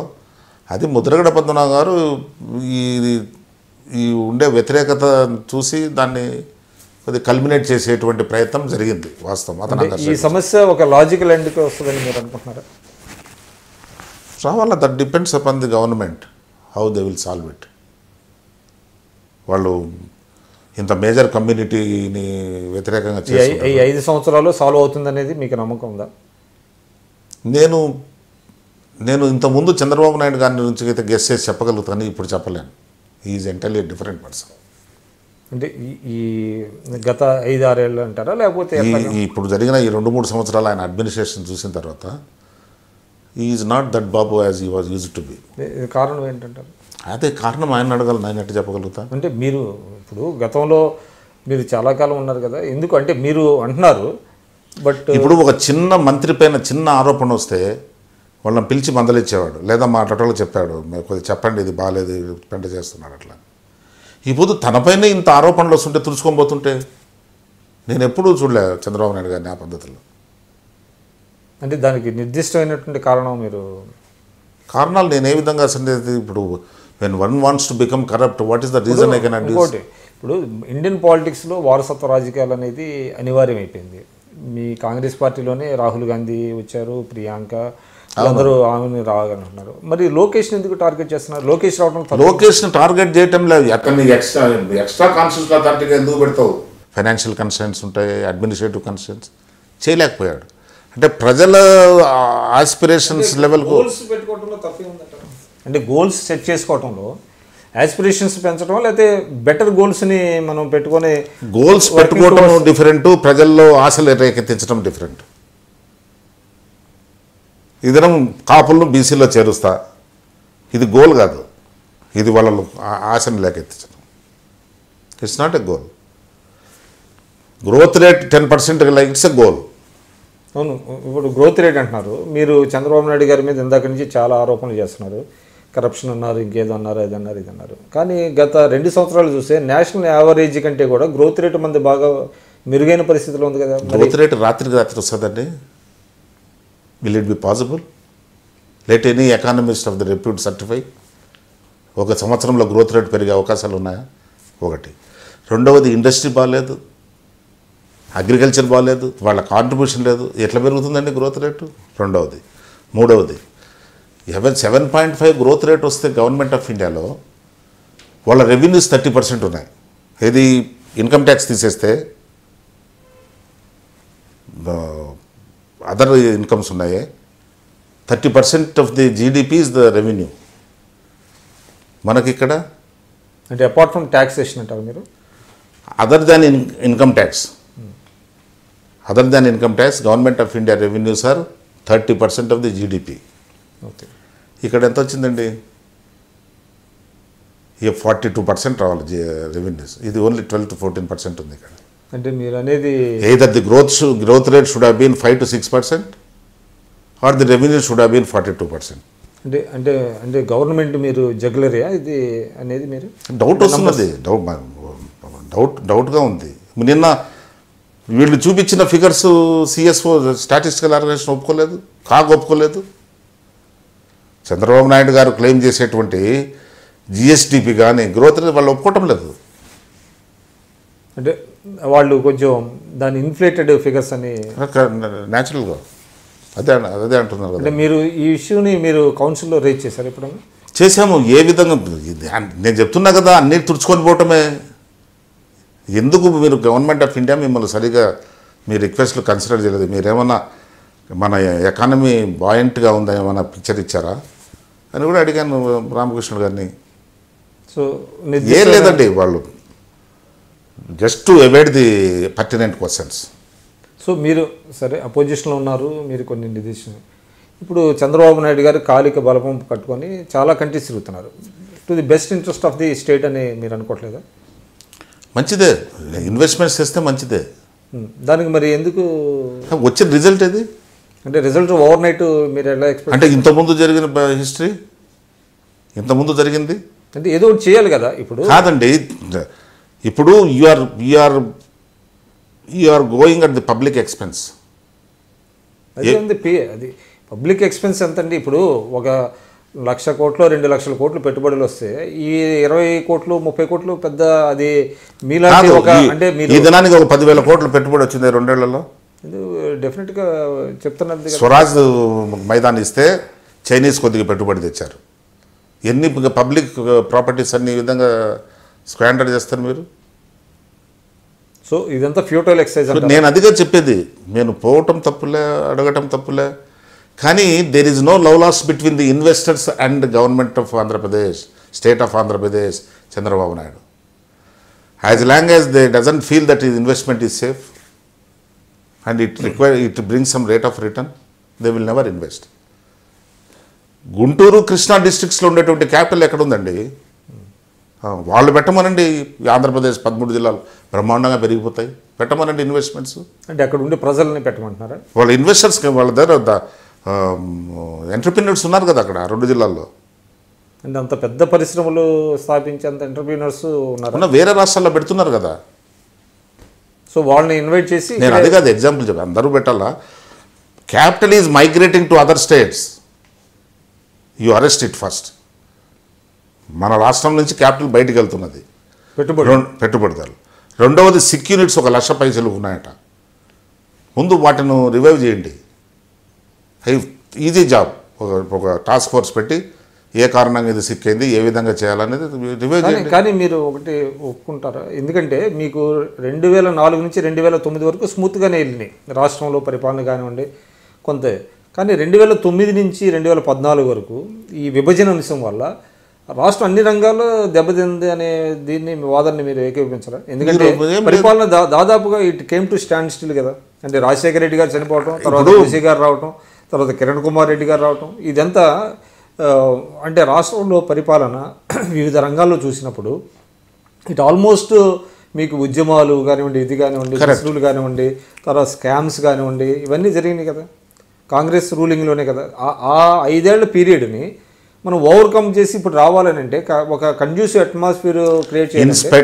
In spite of losing lakhs of man hours because of the agitation, in spite of losing some crores of rupees towards revenue, still AP, you compare it with the national growth rate, national figures, it's there, comparatively బాగుంది. But ఈ కారణాలే government of ఇండియాను ఈ నిర్ణయం చేసుకునేదానికి వచ్చింది, Telangana divide ఇవ్వాలన్నా వద్దా అనేది. So దానివల్ల మనకి రాష్ట్రానికి పెద్దగా నష్టం జరగలేదంట నాకు తెలిసి.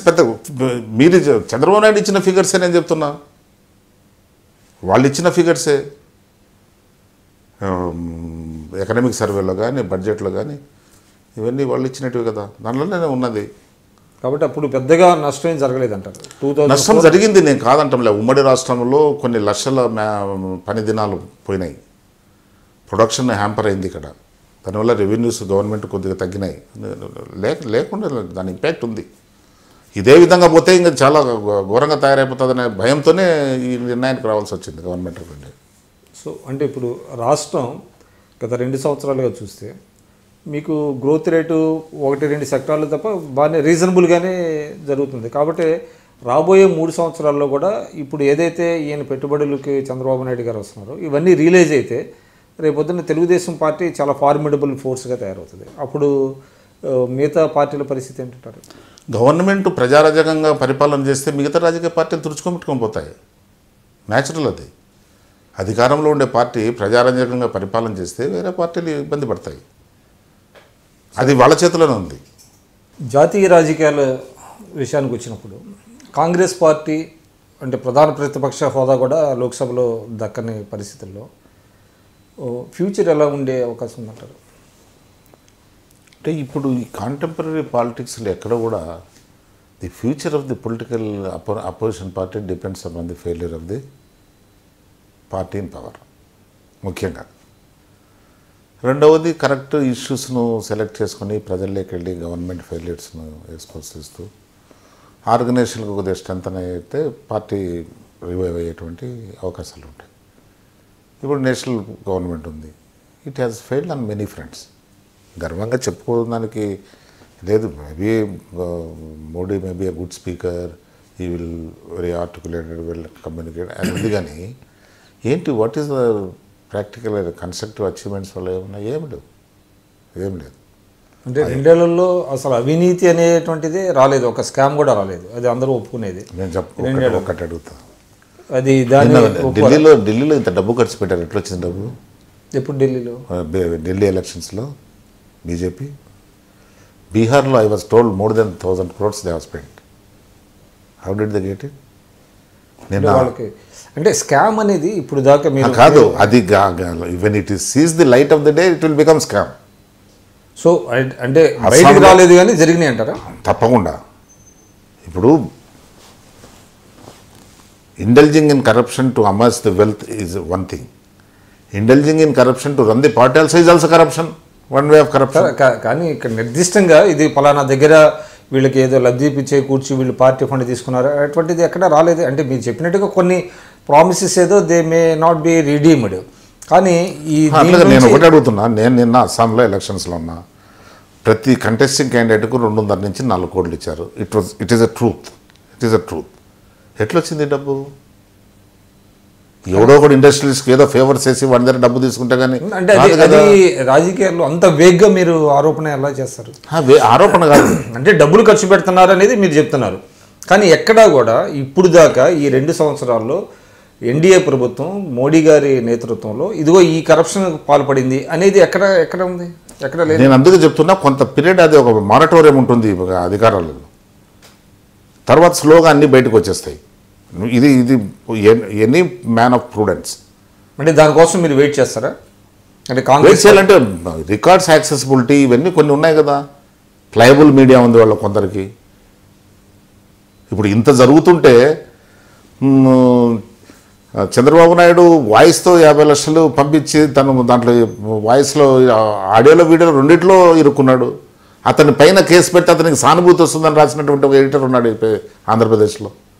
ఈ విధంగా ఇస్తుంటే అంటే మీడియా కూడా పార్టీల పరంగా విడిపోయింది, అది అందరూ చెప్పుకునేది. కానీ ఇవన్నీ కూడా అంటే ఎన్డీఏ ప్రభుత్వం ఈ అవినీతికి పాల్పడింది అనేటువంటిది ఇప్పుడు దాకా నిర్దిష్టంగా అంటే మీరు తెలుగుదేశం మీద కొన్ని ఆరోపణలు చేస్తున్నారు, అటువంటి ఆరోపణలు కూడా అక్కడ చేయలేపారు కదా ఎన్డీఏ ప్రభుత్వం.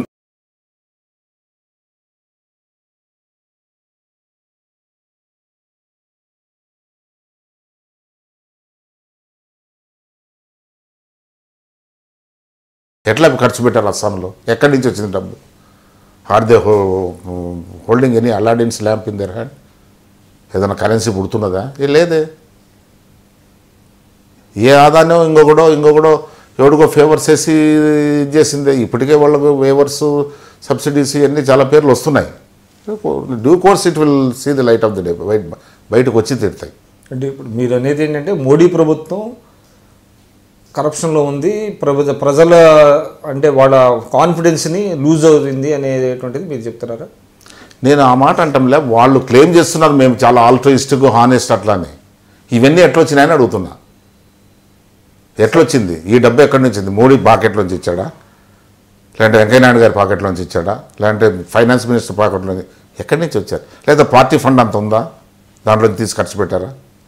కానీ మీరు ఒకటైతే ఒప్పుకుంటారు కదా, గత 2 సంవత్సరాల్లో భారతదేశం యొక్క ఇమేజ్ ఇంటర్నేషనల్ లెవెల్లో పెరిగింది కదా. అంటే to certain extent I should admit. కానీ దేశానికి లాభం జరిగేటువంటి ట్రాన్సాక్షన్స్ ఏమి జరగాలి? ఇమేజ్ పెరిగింది కానీ లాభం జరగాలంట. అంటే ఇమేజ్ ఎక్కడ ఉంటుందంటే అండి, నేను చెప్తున్నా, these leaders are trying to build their personal images with people's money. దేశము కానీ రాష్ట్రం కానీ లాపట్టంలే. అంటే వ్యక్తిగత ఇమేజ్, ప్రభుత్వం ఇమేజ్? వ్యక్తిగత ఇమేజ్.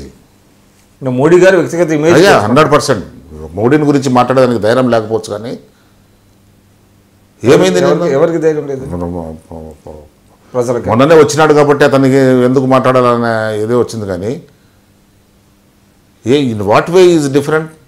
హౌ ఈజ్ పంచవర్ష ప్రణాళికలు వేసి ప్రాజెక్ట్స్, ఇరిగేషన్ ప్రాజెక్ట్స్ కట్టి, సిమెంట్ ఫ్యాక్టరీలు కట్టి, స్టీల్ ఫ్యాక్టరీలు టెక్నాలజీ తెచ్చి అవి కట్టి ఈ దేశానికి దశ దిశ చూపించినటువంటి కాంగ్రెస్ పార్టీని ఇప్పుడు నీ కాంట్రిబ్యూషన్ ఏమని అడుగుతున్నారు వీళ్ళు. ఈ దినం ఏం కాంట్రిబ్యూషన్ అడుగుతున్నారు? ఒక్క ప్రాజెక్ట్ కట్టారు వీళ్ళు. ఒక్క ప్రాజెక్ట్ ఈ 2 ఏళ్లలో ఈ దేశానికి ఉపయోగపడేటువంటి ప్రాజెక్ట్ ఒకటి కట్టారా? సరే, మీరు ఇతనికన్నా వాజ్పేయి మేలు.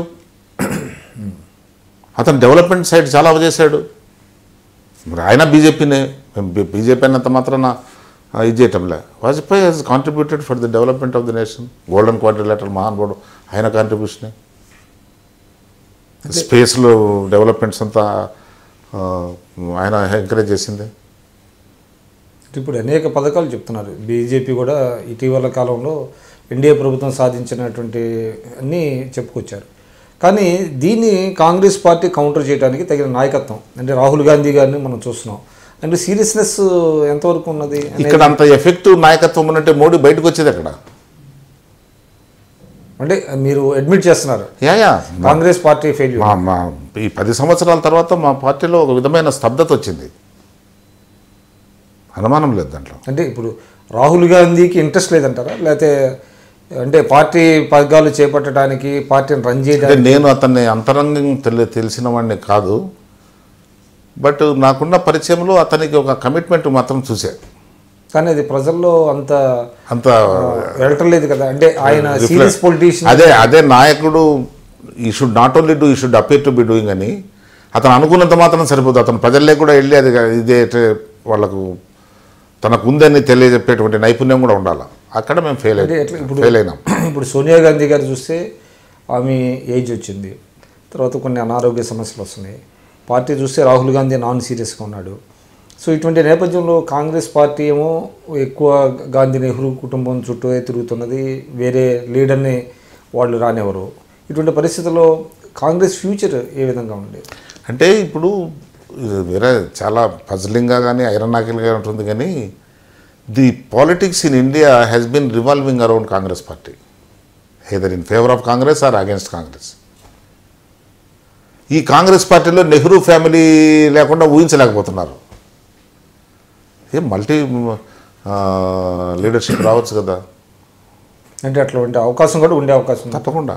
అంటే పివి నరసింహారావు గారు ఏ విధంగా నెసిటీ వచ్చినప్పుడు ఎమర్జ్ అవుతుంది, అది ఎమర్జ్ అవుతుంది. ఇటీవల మీరు పివి నరసింహారావు గారి రీసెంట్గా 95వ జయంతి సందర్భంగా మళ్ళీ ఫ్రెష్గా అంటే కాంగ్రెస్ పార్టీ ఏ విధంగా ఆయన్ని అవమానపరిచింది అనేటువంటి ఒక వాదన వచ్చింది. ఆయన మీద బుక్స్ కొంతమంది రాశారు.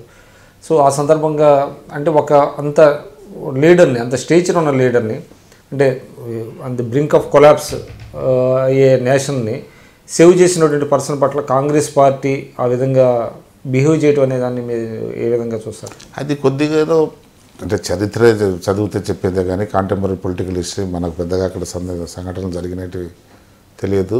కొంత కాని వాళ్ళు కొద్దిగా రిఫ్ట్ ఎక్కువ క్రియేట్ చేశారనేటువంటిది దానిపైన కొద్దిగా అనుమానాలు రావటము, ఇది దానివల్ల అటువంటి ఎక్స్చేంజ్మెంట్ వచ్చింది. కానీ otherwise PV deserves to be respected. ఇప్పుడు కూడా in fact my personal feeling is service have been gone unnoticed, unrecognised, unforgotten hero లాగా. ఆయన కాంట్రిబ్యూషన్ మామూలు కాంట్రిబ్యూషన్ కాదు. వర్చువల్లీ ఎకానమీ డోల్ రౌండ్స్ ఉన్నప్పుడు బంగారం అంతా తీసిపోయి కుదవబెట్టి ఫారిన్ ఎక్స్చేంజ్ తెచ్చుకున్న సందర్భాలలో దీన్ని మళ్ళీ రీవైటలైజ్ చేసి ఎకానమీని he has brought the nation with a respect among the committee of nations. కానీ అటువంటి పర్సన్కి కాంగ్రెస్ పార్టీ సరైనటువంటి న్యాయం అంటే గౌరవం కూడా ఇవ్వలేకపోయింది అనేటువంటి భావన అయితే డెఫినెట్ భావన ఉన్నది. దాన్ని అంటే ఓవర్కమ్ చేయడానికి దాన్ని కొంత బీజేపీ ప్లే చేస్తుంది వాళ్ళ ఫేవరబుల్గా. అంటే యూపీ ఎలక్షన్స్ కానివ్వండి, దేన్నైనా దృష్టిలో పెట్టుకొని పీవీకే జరిగినటువంటి అన్యాయం అని చెప్పేసి ఒక బ్రాహ్మణ వర్గాన్ని కూడా కాంగ్రెస్ పార్టీకి అంటే దూరం చేయడానికి కానివ్వండి, ఏదైనా కానివ్వండి, ఆయన జరిగిన అన్యాయాన్ని మళ్ళీ ఫ్రెష్గా ఒక వివాదంగా తీసుకొచ్చి దాంట్లో బీజేపీ కూడా ఉన్నది అనేటువంటిది ఒక అభిప్రాయం ఉన్నది. అది దాన్ని అంటే మీ పార్టీ ఫార్చ్యూన్స్ని డెంట్ చేసే అవకాశం లేదంటారా? అంటే బీజేపీ ప్రజలకు ఉపయోగపడేటువంటి యాక్టివిటీస్ చేసి ప్రజల మన్ననలు పొందడం, ఇటువంటి కాంట్రవర్షియల్ ఇష్యూస్ చేయటం ఒక section, Netaji diaries, in what way it will be useful to the society now? Will it bring some bread to the masses? ఇటువంటి ఎన్ని కాంట్రవర్షియల్ ఇష్యూస్ చేసి ఆ సెక్షన్ను అలినేట్ చేయటం, ఈ సెక్షన్ అలినేట్. మీరు కూడా చేస్తున్నారు కదా, మోడీ సమయంలో గుజరాత్లో గోద్రాలలో ఇది కాంగ్రెస్ పార్టీ కూడా అవకాశం వచ్చినప్పుడల్లా గోద్రా సంఘటనలు ఇది చరిత్రలో ఒక వ్యక్తికి జరిగిన అన్యాయమో ఇంకోటి డిఫరెంట్ అండి అది it is a blot on the secular image of the country. ఈ దినానికి అంటే కాంగ్రెస్ పార్టీ కూడా అవకాశం వచ్చినప్పుడల్లా మోడీ గారిని లేదా బీజేపీని ఇరకాటంలో పెట్టడానికి ఇటువంటి ఇష్యూస్ తీసుకొస్తూనే ఉన్నారు కదా. ఈ మధ్య కొన్ని సంఘటనలు జరిగినాయి, అది ఎవ్రీ ఇయర్ దాన్ని రిమెంబరెన్స్ డే జరపటము ఇవన్నీ ఉన్నాయి, నేను కాదన్నా.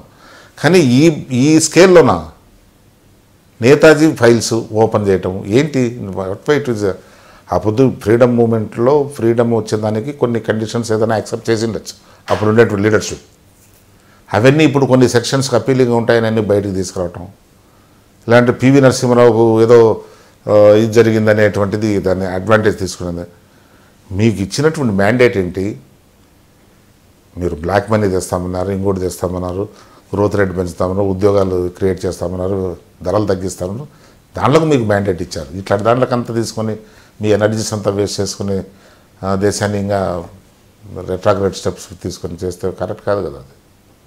సో ఇంకోటి అంటే coming to the state politics, అంటే ఎస్పెషల్లీ ఆంధ్రప్రదేశ్లో అంటే ప్రదేశ్ కాంగ్రెస్ పార్టీ ఏవో కొన్ని ప్రోగ్రామ్స్ చేస్తూ వెళ్తున్నారు, కానీ అనుకున్నంత ఊపు రావటం లేదు. కాబట్టి ఒక బలమైనటువంటి సామాజిక వర్గానికి చెందినటువంటి నేతని పీసీసీ అధ్యక్షుడిగా చేయాలి అనేటువంటి ఆలోచన ఉంది. అందుకు శ్రీరామచంద్రే తగిన వ్యక్తి అనేటువంటి ఒక టాక్ కూడా ఉంది. అటువంటిది ఏదన్నా ఉందా? అటువంటి ఆఫర్ ఏమన్నా మీకు మీ పార్టీ? అటువంటి ఆఫర్ ఏం లేదు, బట్ నన్ను అడిగినప్పుడు చెప్పిన there is no necessity for a change అని. Is doing extremely well. ఈ పొద్దుటికి నా అభిప్రాయం అదే, రేపటికి అభిప్రాయం అదే. Is doing well. సో 5 ఏళ్ళు రెడ్డి గారే ఎవరో ఒక సామాజిక వర్గం వాళ్ళను సెలెక్ట్ చేస్తే ఆ సామాజిక వర్గం అంతా వస్తుందనేటువంటిది కూడా I don't subscribe to that theory. So Congress party as of now Raghuveera Reddy గారి నాయకత్వంలో బ్రహ్మాండంగా పనిచేస్తుంది. అంటే ఇంకా కరెక్టివ్ మెజర్స్ ఏమి తీసుకోవాల్సిన అవసరం లేదంటారు? ఉన్నాయి. వెన్నెవర్ వీ కమ్ అక్రాస్ అటువంటి ఏదైనా మా దృష్టికి వస్తే తప్పకుండా తీసుకుంటున్నాం. మాకు ఉండేటువంటి లిమిటెడ్ రిసోర్సెస్లో అన్ని ఇష్యూస్ మేము అజిటేషన్గా కానీ ఇంకోటి కానీ మీడియా ద్వారా కానీ ఇంకోటి కానీ ఫైట్ చేస్తూనే ఉన్నాం. సో అంటే ఇవి సరిపోతాయి అంటారా కాంగ్రెస్ పార్టీ రివైవ్ అవటానికో, లేకపోతే రాబోయే 2019 ఎన్నికల్లో? ఇలా ఇవి సరిపోతాయనేది నేను చెప్పను, కానీ మాకు ఉండేటువంటి కెపాసిటీలో మేము చేస్తున్నాం. అంటే మీకు పార్టీకి కొన్ని వర్గాలు దూరమైనవి, ఆ దూరమైనటువంటి వర్గాలని దగ్గర చేసుకునేటువంటి ప్రయత్నం ఏమైనా చేస్తున్నారా? ఇప్పుడు మాకు వర్గాలుగా మొత్తం ప్రజానీకమే దూరమైనారు కదా పార్టీషన్ వల్ల. సో ఆల్ సెక్షన్స్ అంతే కదా. 2% 3% ఓట్లు వచ్చినాయంటే అందరు దూరమైనట్లే కదా. ఇప్పుడు వాళ్ళలో ఉండేటువంటి ఆ కోపం తగ్గేంత వరకు ఇది జరుగుతూనే ఉంటుంది. ఇప్పుడు ఈ 2 సంవత్సరాల్లో మేము చాలా ఎఫర్ట్స్ పెట్టాము దాన్ని. ఇప్పుడు కాంగ్రెస్ పార్టీకి చిరంజీవి గారు ఒక ఇంపార్టెంట్ లీడర్ ఆంధ్రప్రదేశ్ నుంచి. ఆయన ఇంకా రాజ్యసభ 2018 దాకా ఉంది, కానీ ఆయన పార్టీలో ఎందుకు ఆయన యాక్టివ్ రోల్ ప్లే చేయలేకపోతున్నారు? యాక్టివ్ రోల్ అంటే అతను he has gone for a movie. అతను సినిమా తీయాలనేటువంటిది ఆయనకు బలంగా ఉంది. ఫ్రాంక్గా చెప్పాలంటే అతను నాకు చెప్పలేదు, కానీ must be he wants to refurbish his image through సినిమా, which is his core strength. అంటే ఈ సినిమా పూర్తి అవ్వగానే మళ్ళీ వచ్చి రాజకీయాల్లో యాక్టివ్గా ఉంటాడు. కానీ ఒక టాక్ ఏంటంటే చిరంజీవి గారు తర్వాత పవన్ కళ్యాణ్ గారు, ఆయన సోదరుడు పవన్ కళ్యాణ్ గారు ఇద్దరు కలిసి ఒక పార్టీ పెడతారు, లేదంటే బీజేపీకి వెళతారు రాబోయే రోజుల్లో. కాబట్టి పవన్ కళ్యాణ్ గారు చిరంజీవి గారిని సీఎం చేయటం కోసం ఇదంతా చేస్తారనేటువంటిది బయట బాగా ఒక ప్రచారం జరుగుతున్నది. అది ఎంతవరకు? ఇట్స్ ఫిగ్మెంట్ ఆఫ్ ఇమాజినేషన్, అంతకన్నా ఇంకేం చెప్పలేను. సో ఇందులో వాస్తవం లేదంటే? వాస్తవం లేదు. సో చిరంజీవి గారు ఈ రాష్ట్రం వాళ్ళిద్దరూ కలిసి రాజకీయాలు మాట్లాడుకునే సందర్భంలో నాకు తెలియలేదు. పవన్ కళ్యాణ్ గారి మీద మీ అభిప్రాయం ఏంటి? నాకు అతని గురించి పెద్దగా తెలియదు. అంటే ఆయన జనసేన పార్టీ పెట్టారు. జనసేన పార్టీ పెట్టిన తర్వాత ఆయన చాలా స్పష్టంగా చెప్పారు, తెలుగుదేశానికి సపోర్ట్ చేశారు, బీజేపీకి సపోర్ట్ చేశారు, నేను నిలదీస్తాను అన్యాయం జరుగుతున్నారు. కానీ రాష్ట్రానికి ప్రత్యేక హోదా విషయంలో ఆయన పెద్దగా ఎక్కడ క్వశ్చన్ చేసినట్లేదు. దానికి మీరు ఏమంటారు? అంటే నాకు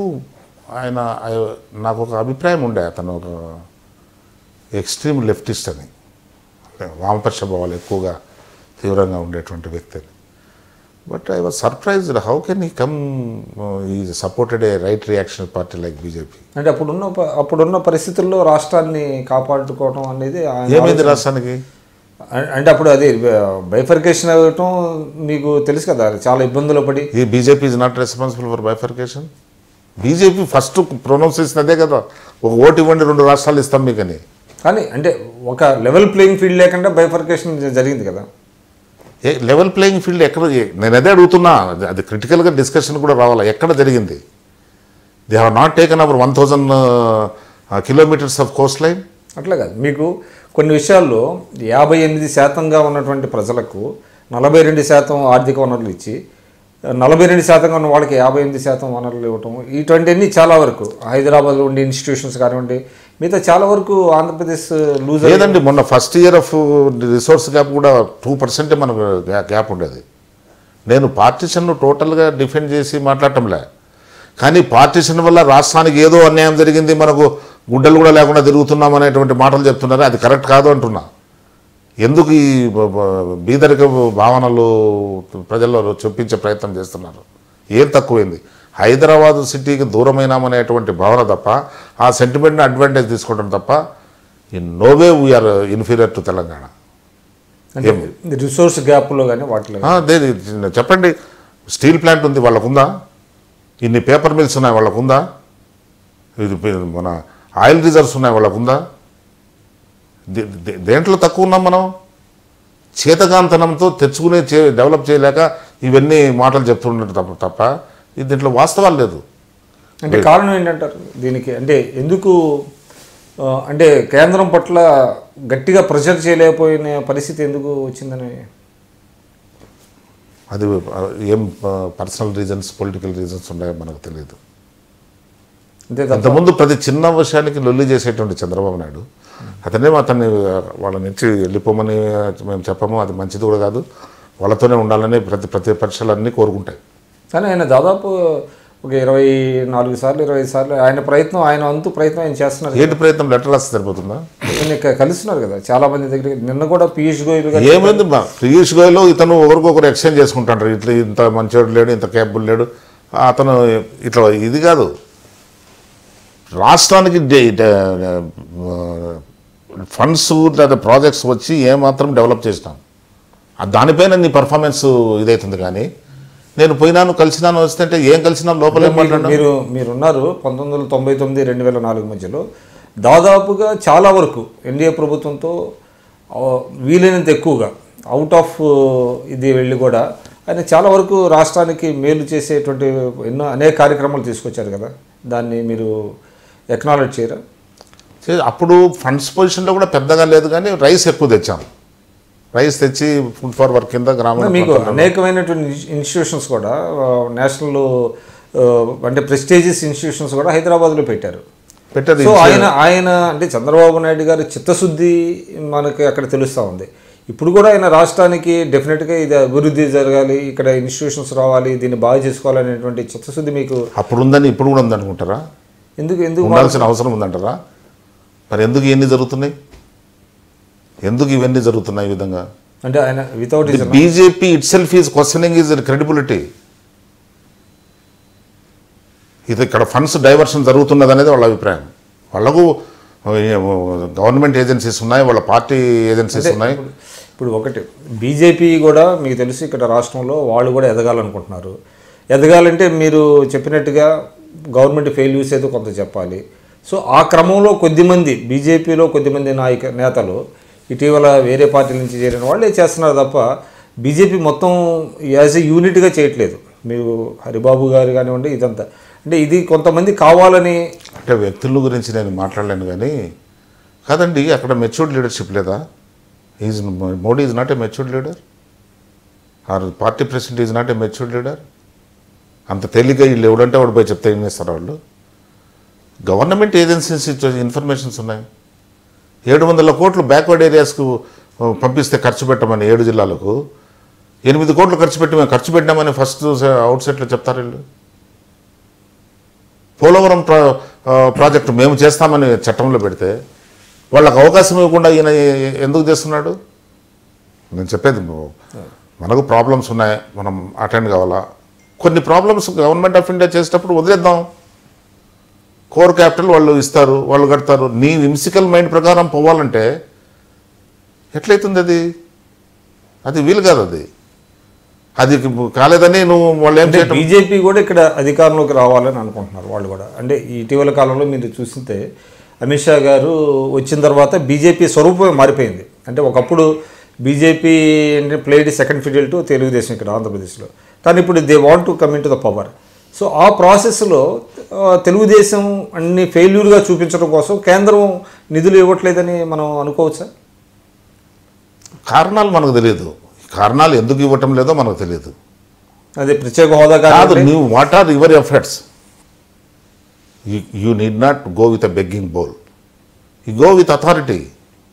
పార్లమెంట్లో చట్టం చేసిన దానివల్ల నీకు వచ్చిన అథారిటీది ఉపయోగించే వాళ్ళతో ఎందుకు ఇవ్వలేవు అని అడుగు. తీసుకురా. కడపకు స్టీల్ ప్లాంట్ చైనా గవర్నమెంట్లో పోయి చైనా కంపెనీ తీసుకొచ్చి కడపకు పెట్టేటప్పుడు గవర్నమెంట్ ఆఫ్ ఇండియా పెట్టాలా, చట్టంలో ఉంది అది. అంటే బీజేపీ రోల్ లేదంటారా? బీజేపీ కావాలని తెలుగుదేశాన్ని అంటే వాళ్ళు ఏదైతే రావాలో చట్ట ప్రకారం ఇవ్వకుండా తెలుగుదేశం ఫెయిల్యూర్గా చూపించి వాళ్ళు ఎదగాలనేటువంటి ఆలోచన కూడా మనం అనుకోవచ్చు కదా. ఉండొచ్చు. అది కూడా నేషనల్ పార్టీ కదా, వాళ్ళు కూడా రాష్ట్రాల్లో వస్తున్నారు కదా, ఇక్కడ కూడా చాలా ప్రయత్నాలు చేశారు. కాబట్టి వాళ్ళు అధికారంలోకి రావాలనేటువంటిది, వాళ్ళ ప్రజెన్స్ ఇక్కడ ఉండాలనేటువంటి భావన రాజకీయ పార్టీగా వాళ్ళకి తప్పకుండా ఉంటుంది. అటువంటిది జరిగే అవకాశం నీకు ఓపెన్ ఫీల్డ్ వదలరు కదా. అంటే అటువంటి అవకాశం ఉందంటారా బీజేపీకి ఇక్కడ? అంటే పొలిటికల్ వ్యాక్యూమ్ ఏమన్నా చెప్పలేము. పాలిటిక్స్లో చాలా డైనమిక్గా ఉంటాయి. ఏది ఎట్లా జరుగుతుంది ఏంటి అనేది. వాళ్ళు రిలీజియస్ లైన్స్లో పోలరైజేషన్కు వాళ్ళు పోతున్నారు బీజేపీ. తప్పకుండా వాళ్ళు చేసిందంతా అదే కదా. కాబట్టి ఆంధ్రప్రదేశ్లో అటువంటి అవకాశం ఉందంటారా? నాకు తెలిసి ఆంధ్రప్రదేశ్లో అటువంటి అవకాశం చాలా తక్కువ. అంతకుముందు ఇద్దరు మంత్రులు ఉండి ఎప్పుడు వాతావరణంలోనే వాళ్ళు ఎదగలేకపోయారు. కాబట్టి నాకు తెలిసి అంత. అంటే ఇప్పుడు మీరు చెప్పిన దాని ప్రకారం తెలుగుదేశం తన వింసికలుగా వెళ్తుంది అంటారు. కారణం ఏంటి? ఇక్కడ ప్రతిపక్షం బలంగా లేదనా, లేకపోతే ఏంటి కారణం? కాదండి, ఇప్పుడు మనము సంగటి తినేదానికి మనకు లేదంటున్నాం. బిర్యానీ తెచ్చి తినాల్సిన అవసరం ఉందా? బిర్యానీ తింటేనే సస్టైన్ అవుతామా? సంగటి తింటే బతకవచ్చు కదా. ప్రస్తుతానికి మన దగ్గర ఆర్థిక వనరులు లేవని నువ్వు బయటికి చెప్పేదేంటి, నువ్వు చేసేదేంటి? అంటే ఇప్పుడు ల్యాండ్ పూలింగ్లో మీరు వాళ్ళు రైతులు స్వచ్ఛందంగా ఇచ్చారు, దానికి ఇబ్బంది ఏంటి? అంటే అంత ఘోరమైన అబద్ధం ఎంతకన్నా లేదు. నేను కళ్ళతో చూసా. నేను ఫస్ట్ వెళ్ళాను అక్కడికి, కాంగ్రెస్ పార్టీ డెలిగేషన్కి ఫస్ట్ నేనే వెళ్ళా. ఎంత వెహిమెంటల్గా అపోజ్ చేశారు. అంటే ఎక్కడ ఇప్పుడు ఏదో కొద్ది గ్రామాలు ఇచ్చారు, కానీ ఇచ్చిన వాళ్ళందరూ హ్యాపీగానే ఉన్నారు. ఎక్కడ పెద్ద యాజిటేషన్స్. అంటే 33,000 ఎకరాలు ల్యాండ్ పూలింగ్ చేయడం మీరు సాధ్యం నమ్ముతున్నారు? అంటే వాళ్ళకి అంగీకారం లేకుండా బలవంతంగా తీసుకోవడం సాధ్యమా? దాంట్లో మీడియాలో చెప్పలేని కారణాలు చాలా ఉన్నాయి. How they became successful land పూలింగ్లో ఎట్లండి? అంతమంది ఆర్డీఓలను డిఎస్పీలను పెట్టి అక్కడ వాళ్ళని బెదిరించి మీకు నా పైసా డబ్బు రాదు, మీరు ఇస్తేనే, లేకుంటే మీరు అది విన్ విన్ సిచ్యువేషన్ కింద మీరు. నేను land pooling concept as such I'm not opposing. అది నేను అపోజ్ చేయటం లేదు. కానీ anything in democracy has to be with the consent of the people, which has given a go by. అక్కడ వదిలేసాను. అంటే మీకు 100% ఎక్కడ రాదు. ఇప్పుడు majority you have to go by majority in democracy. ప్రజలందరూ 100% రారు కదా. మెజారిటీ వచ్చిస్తే ప్రభుత్వం తీసుకోవాల్సిన అవసరం ఉంది. ఎందుకంటే ఇక్కడ 100 మంది ఉంటే 100 మంది ఎస్ అంటే తప్ప ప్రభుత్వం పరిస్థితి వస్తే ఇప్పుడు మీకు పరిశ్రమలు కానివ్వండి ఏదైనా కూడా కష్టం కదా. ఇప్పుడు మీకు భూసేకరణ చట్టం కానీ Chandrababu Naidu level playing field అంటున్నాడు రాష్ట్రాలతో. Is he adapting the same principle in among the districts. ఏం లెవెల్ ప్లేయింగ్ తెలుసునండి? ఒక్క ఇన్స్టిట్యూషన్ కడప జిల్లాకి ఇచ్చాడా? ఏంటి కారణం? తనకు అక్కడ ఎమ్మెల్యే లేరనే, ఒక ఎమ్మెల్యే తప్ప. ఒక్క ఇన్స్టిట్యూషన్ ఈ దినానికి 2 సంవత్సరాల పై చిలుకైంది. స్టీల్ ప్లాంట్ ఏం ఎఫర్ట్ పెట్టాడు? ఇరిగేషన్ ప్రాజెక్ట్స్ ఏమి ఇస్తున్నారు? నిధులు ఇస్తున్నారు. కృష్ణా డిస్టిక్లో పారిశ్రామికలు పెట్టాలట, అక్కడ ల్యాండ్ లేదట, అక్కడ ఫారెస్ట్ ఏరియా డీనోటిఫై చేసి దానికి కాంపెన్సేటరీ ల్యాండ్ కడపలో ఇస్తారా? ఇంత దారుణం. కడప జిల్లా ప్రజలంటే అంత నీచంగా చూస్తావా? ఆ పరిశ్రమలు కడపలో పెట్టచ్చు కదా, ఆ ఎన్విరాన్మెంట్ అక్కడ క్రియేట్ చేయొచ్చు కదా. అంటే కారణం ఏంటంటారు? అంటే ఒక మళ్ళీ సెంట్రలైజ్డ్ అభివృద్ధి సెంట్రలైజ్డ్ అవుతుందని టోటల్గా అవుతున్నది. ఇది వెనుకబడిన ప్రాంతాలు అనేది ఉంది. రాయలసీమ 3 జిల్లాలు. రాయలసీమలో నువ్వు తీసుకున్నట్టు నిర్ణయాలంటే చట్టంలో పెట్టిన ఇన్స్టిట్యూట్స్ తిరుపతికి వస్తున్నాయి, కానీ లేకుంటే అవి కూడా షిఫ్ట్ చేసిండే వాడివి. అంటే వాళ్ళు ప్రజాప్రతినిధులు ఉన్నారు కదా, వాళ్ళు అభ్యంతరం పెడతారు కదా. ఎవరండి ప్రజాప్రతినిధులు? ఉప ముఖ్యమంత్రి కృష్ణమూర్తి గారు ఉన్నారు, వీళ్ళందరూ. ఎవరండి కృష్ణమూర్తి గారు అంటే నాకు పెద్ద గౌరవం. ఏం చేస్తాడు ఆయన? ఏజ్ అయిపోయింది. అధికారంలో కొనసాగేందుకు ఎందుకు ఆయనకు చెడ్డ కావాలా? అంత డిక్టటోరియల్గా పోతున్నాడు ముఖ్యమంత్రి. ఎన్టీ రామారావు గారి దగ్గరైనా అడిగినాం, కానీ ఇక్కడ అడగాలంటే నాకు తెలిసి సో దీనివల్ల హంద్రినీవా గాలేరు నగరికి సఫిషియెంట్ ఫండ్స్ అడిగితేమని చెప్పండి. మెట్ట ప్రాంతాలకు రూపొందించిన ప్రాజెక్ట్స్ అవి. ఎట్లా నీళ్ళు వస్తాయి? 854 అడుగులు శ్రీశైలంలో తగ్గితే నీళ్లు రావు. ఎట్లా ఇన్షూర్ చేస్తావు? నేను అడిగితే రాయలసీమను సస్యశ్యామలం చేస్తాను నమ్మండి అంటాడు. ఎట్లా నమ్మాలా? మాకు నీళ్లు తప్ప ఇంకా వేరే మార్గమే లేదే. మరి మాకు వ్యవసాయం తప్ప వేరే మార్గం లేదు. వ్యవసాయం చేస్తున్నా కూడా నీళ్ళు లేకుండా పరిస్థితి వచ్చింది. కాబట్టి నువ్వు లెవెల్ ప్లేయింగ్ ఫీల్డ్ జిల్లాల్లో అమలు చేస్తున్నావు అని అడుగుతున్నా. లేదు, చేయటం లేదు. అంటే దీనివల్ల ఏంటి భవిష్యత్తులో? అంటే ఇది ఏమి ఎన్విసేజ్ చేస్తున్నారు దీనివల్ల? ఎన్విసేజ్ చేయలేదు. అపోజిషన్ ఎప్పుడు కూడా గవర్నమెంట్ ఫెయిల్ అయితే ఆనందిస్తుంది, తప్పులు చేయలేదని. మేము పోరాడుతున్నాం, తప్పులు చేయగాకయ్యా ప్రజలు నష్టపోతారు. అంటే తప్పులు చేసేంత వరకు మీరు ఆగుతారు. తప్పులు చేయొద్దని మేము ఒప్పుకుంటున్నాం. తప్పులు చేయొద్దు, పట్టిసీమ వద్దు అన్నాం. పట్టిసీమ వల్ల ఏం లాభాలు ఉన్నాయి ప్రజలందరికీ తెలుసు. ఏం లాభాలు ఉన్నాయండి పట్టిసీమ వల్ల? పోలవరం తొందరగా కంప్లీట్ చేయకుండా ఉంటే అక్కడ పైన నీళ్లు పట్టుకుంటారు. 35 మొన్న మీకు ఖరీఫ్లో దాదాపు లక్షలాది ఎకరాలు మీకు ఇదే వచ్చింది కదా పట్టిసీమ వల్ల. మొన్న రీసెంట్ ఖరీఫ్లో రబీలో మీకు పట్టిసీమ వల్లే కదా ఇరిగేట్ అయినాయి. అక్కడ రాయలసీమలో కాదు, ఇక్కడ కోస్టల్లో. వాళ్ళు ఇచ్చే ఫిగర్స్ అంతా నమ్ముకుంటే ఇట్లే ఉంటుంది. పట్టిసీమ ద్వారా 9 టీఎంసీలు నీళ్లు ప్రభుత్వం ఇచ్చింది. దానివల్ల లక్షలాది ఎకరాలు సస్యశ్యామలమైన చెప్తున్నారు కదా. 9 టీఎంసీతో లక్షల ఎకరాలు అవుతాయా? 9 టీఎంసీతో ఒకవేళ అది నిజమని అనుకున్నా కూడా లక్షలాది ఎకరాలు ఎట్లా వస్తాయండి? ఒక టీఎంసీకి 10,000 ఎకరాలు. 10,000 ఎకరాలు. సో పట్టిసీమ వల్ల ఏం లాభం లేదండి. ఆయన ఎంత డిఫెండ్ చేసుకున్నా వాస్తవం. పట్టిసీమ వల్ల లాభం లేకపోగా పోలవరం డిలే అయ్యి చాలా నష్టపోతున్నాం. పోలవరం అడ్మినిస్ట్రేటివ్ శాంక్షన్ ఇచ్చేశారు. వాళ్ళు 35 టీఎంసీ పైన పట్టుకోవచ్చు. 35 టీఎంసీ పట్టుకుంటే శ్రీశైలంలో అంతవరకు లెవెల్ తగ్గిపోతుంది కదా. తర్వాత వాళ్ళకు పవర్ లేదు. తెలంగాణ వాళ్ళు మాకు పవర్ కావాలని వాళ్ళు పవర్ జనరేట్ చేసుకోవచ్చు అవకాశం ఉంది కదా, ఎక్కువ వాటర్ వాడి. ఇప్పుడు మీరు ప్రాజెక్టుల మీద గురించి చెప్తున్నారు. ఇప్పుడు దిండి కానివ్వండి, పాలమూరు రంగారెడ్డి కానివ్వండి, ఈ ప్రాజెక్టులను చూస్తే కిరణ్ కుమార్ రెడ్డి హయాంలోనే అనుమతులు ఇచ్చారు. ఇప్పుడు మరి తెలుగుదేశాన్ని ఎందుకు బ్లేమ్ చేస్తున్నారు? కిరణ్ టోటల్గా పర్మిషన్స్ ఇచ్చినాడు అనేది లేదు, కానీ బట్ దే ఆర్ కన్సిడర్డ్ ఈ ప్రాజెక్ట్స్. అది కూడా తెలంగాణ వాళ్ళు అలొకేటెడ్ వాటర్లో పరిధిలో వస్తుందా లేదా అనేది కూడా మనకు కరెక్ట్గా తెలియదు. ఇది ఒక వేగ్గా ఉంది అది ఈ ప్రాజెక్ట్స్ విషయం. కాబట్టి అది ఇద్దరు కూర్చొని ఇది ఏ విధంగా ఉందనేది క్లారిఫై చేసుకుని దానిపై నిర్ణయాలు తీసుకోవచ్చు. That's where I question the governor. High court కానివ్వండి, హైకోర్టు విభజన అంశం ఇవ్వండి. విభజన మ్యాజిస్ట్రేట్స్ రోడ్లపైన ఎంత చూడలేదు, ఎంత అవమానకరంగా వాళ్ళు బిహేవ్ చేస్తున్నారు. ఒక మ్యాజిస్ట్రేట్, రాయలసీమకు సంబంధించిన మ్యాజిస్ట్రేట్ని మ్యాన్ హ్యాండిల్ చేశారు. ఇవన్నీ జరుగుతున్నాయి, గౌరవమైన విషయాలు ఇవి. కాబట్టి governor has to intervene and resolve this. ఆయన ఆ విధంగా చేయలేదని నేను క్వశ్చన్ చేసినాను. లేకుంటే గవర్నర్ ఇన్స్టిట్యూషన్ అంటే గౌరవమే మాకు. అందువల్ల బర్నింగ్ ఇష్యూస్ ఉన్నాయి రాష్ట్రానికి. కొన్ని రోజులు ఉంటాయి, తర్వాత ఉండవు. ఇప్పట్లోనే కదా వీళ్ళ రోల్ అవసరం, దాని తర్వాత స్మూత్గా జరిగిపోతుంది. ఇవన్నీ ఒక టాక్ ఉన్నది. ఎవరిని పక్కన పెడితే మీరు కూడా త్వరలోనే వైఎస్ఆర్సీపీలో జాయిన్ అవుతున్నారు అనేటువంటి వార్త కూడా వస్తుంది. నేను జాయిన్ అయితే అప్పుడే జాయిన్ అయ్యామంటే ఇప్పుడేం జాయిన్ అవుతావు? ఎప్పుడు జాయిన్ అయ్యేవాళ్ళు? మొదట్లోనే చంద్రబాబు నాయుడు గారు పాపం, నేను ఇప్పుడు చెప్పకూడదు, ఆయనే ఇన్వైట్ చేశాడు నన్ను తెలుగుదేశంలో రమ్మని. నేను రాలేనన్నా అని చెప్పా.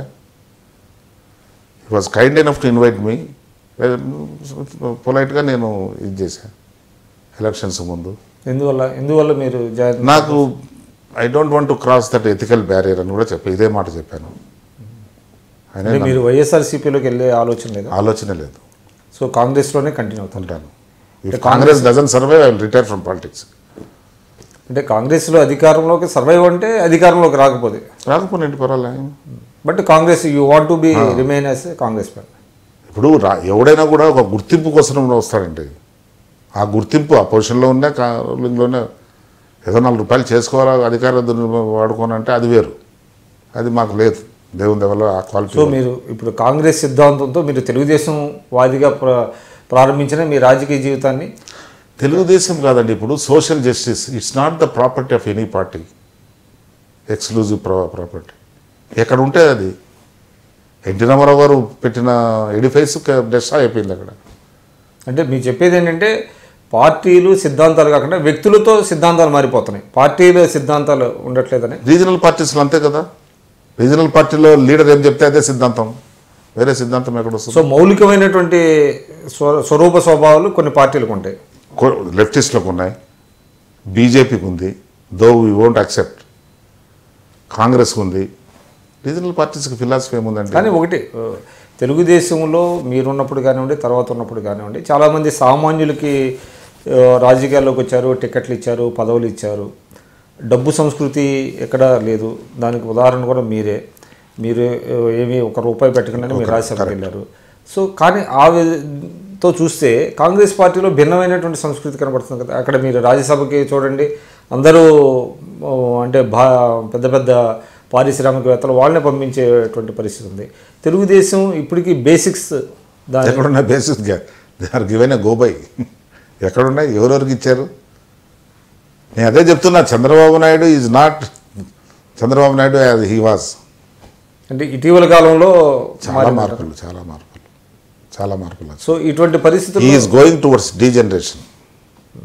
అంటే ఇటువంటి పరిస్థితుల్లో మరి ఒక అధికార తెలుగుదేశం పార్టీ చాలామంది లీడర్లు వెళ్తున్నారు, చాలామంది ఇంకా వెళ్ళే అవకాశం ఉంది. ఈ క్రమంలో వైఎస్ఆర్సీపీ బలహీనపడుతుంది, కాంగ్రెస్ పార్టీ బలహీనపడుతుంది. కాబట్టి హౌ యూ అంటే ఇంత ఫార్మిడబుల్ ఫోర్స్ని మీరు ఏ విధంగా? అంటే ఇప్పుడు మీరు చెప్పేది అధికారంలోకి రాలేదనేటువంటి భావన ఒకటి చెప్తున్నారు. Who can oversee the future? Do you think that Chandrababu Naidu is giving such a excellent administration to keep the electorate with him?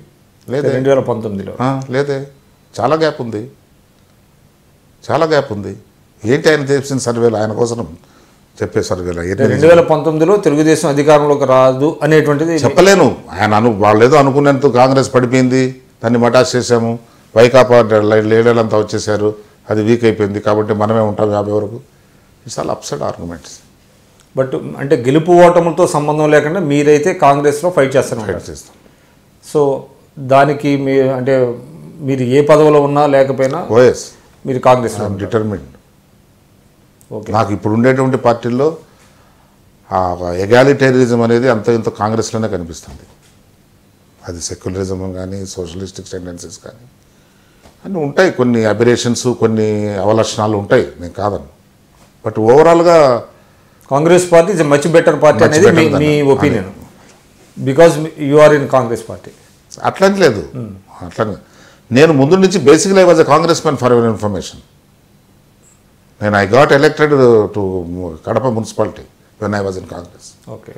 Congress నుంచి ఎన్టీ రామారావు గారు వచ్చిన తర్వాత లోకల్గా ఒక అగ్రకులాల డామినేషన్ను ఎదిరించేటువంటి ప్రయత్నంలో ఒక లిబరేటర్ వచ్చినాడు అనేటువంటి దాంట్లో ఇక్కడ వచ్చినాం. కానీ ఇటీవల మీ మీద ఒక విమర్శ కూడా తెలుగుదేశం చేస్తున్నారు. ఇది ఎక్కడో ఒక చార్టెడ్ అకౌంటెంట్గా పనిచేసుకుంటున్న ఆయన తీసుకొచ్చి పార్టీలో ఒక ఇది ఒక గుర్తింపిస్తే మా మీద పర్సనల్గా ఆయన చంద్రబాబు నాయుడు గారి గురించి కామెంట్స్ చేస్తున్నారు అనేటువంటిది వచ్చింది. దానికి మీరేమంటారు? చంద్రబాబు నాయుడు గురించి పర్సనల్గా ఎప్పుడు నేను మాట్లాడను. ఏదన్నా ఇటువంటి పాలసీస్ పైన దీనిపైన మాట్లాడతా, కానీ చంద్రబాబు నాయుడు పర్సనల్గా ఎందుకు మాట్లాడతాను? నేను మాట్లాడను. ఐ థింక్ అది రాంగ్. సో అది చంద్రబాబు నాయుడు అంటే ఇప్పటికీ నాకు గౌరవం ఉండేది, అభిమానం, ఆనెస్ట్ చెప్తాను. కానీ ఆయన విధానాలు నచ్చకనే నేను బయటకు వచ్చాను. నాకేం అన్యాయం చేయలే, అతను నన్నేం తక్కువ చేయలే. నాకేమాత్రమో ఎప్పుడు కూడా చాలామంది లీడర్లను కోపంగా నా పైన కంటెంప్ట్ ఫేస్ కూడా పెట్టి మాట్లాడిన సందర్భాలు కూడా లేవు. కానీ అటువంటి పార్టీని డిజర్ట్ చేసి రావటం మీకు బాగా అది కాదు. నేను cannot be enslave to individual చెప్పాను కదా ఇంతకుముందు. ఆయన విధానాలు నచ్చకనే వచ్చాయి. సో ఆయన విధానాలు మార్చుకుంటే మళ్ళీ మీరు విధానాలు మారి ఎందుకు అంత నెసిటీ ఏముంది? నేను లేకుంటే ఆ పార్టీ ఏం నడవదా? లేకుంటే నేను పోవాల్సినంత అవసరం అక్కడ ఏం లేదు. చాలా ఉద్దండులు ఉన్నారు అక్కడ, చాలా సీనియర్లు ఉన్నారు. చంద్రబాబు నాయుడికి సలహాలు ఇచ్చేవాళ్ళు, చంద్రబాబు నాయుడు సలహాలు తీసుకునేదానికి చాలామందికి నాలెడ్జ్ ఉంది. అది మా అవసరం కూడా పెద్ద లేదు. కాబట్టి నేను ఎందుకు నీతి తప్పి ఇప్పుడు పరిగెత్తాల? మళ్ళీ అటువంటి ఆలోచనే లేదు. సో కాంగ్రెస్లో కొనసాగుతారు. ఓకే రామచంద్ర గారు, ధన్యవాదాలు. Thank you.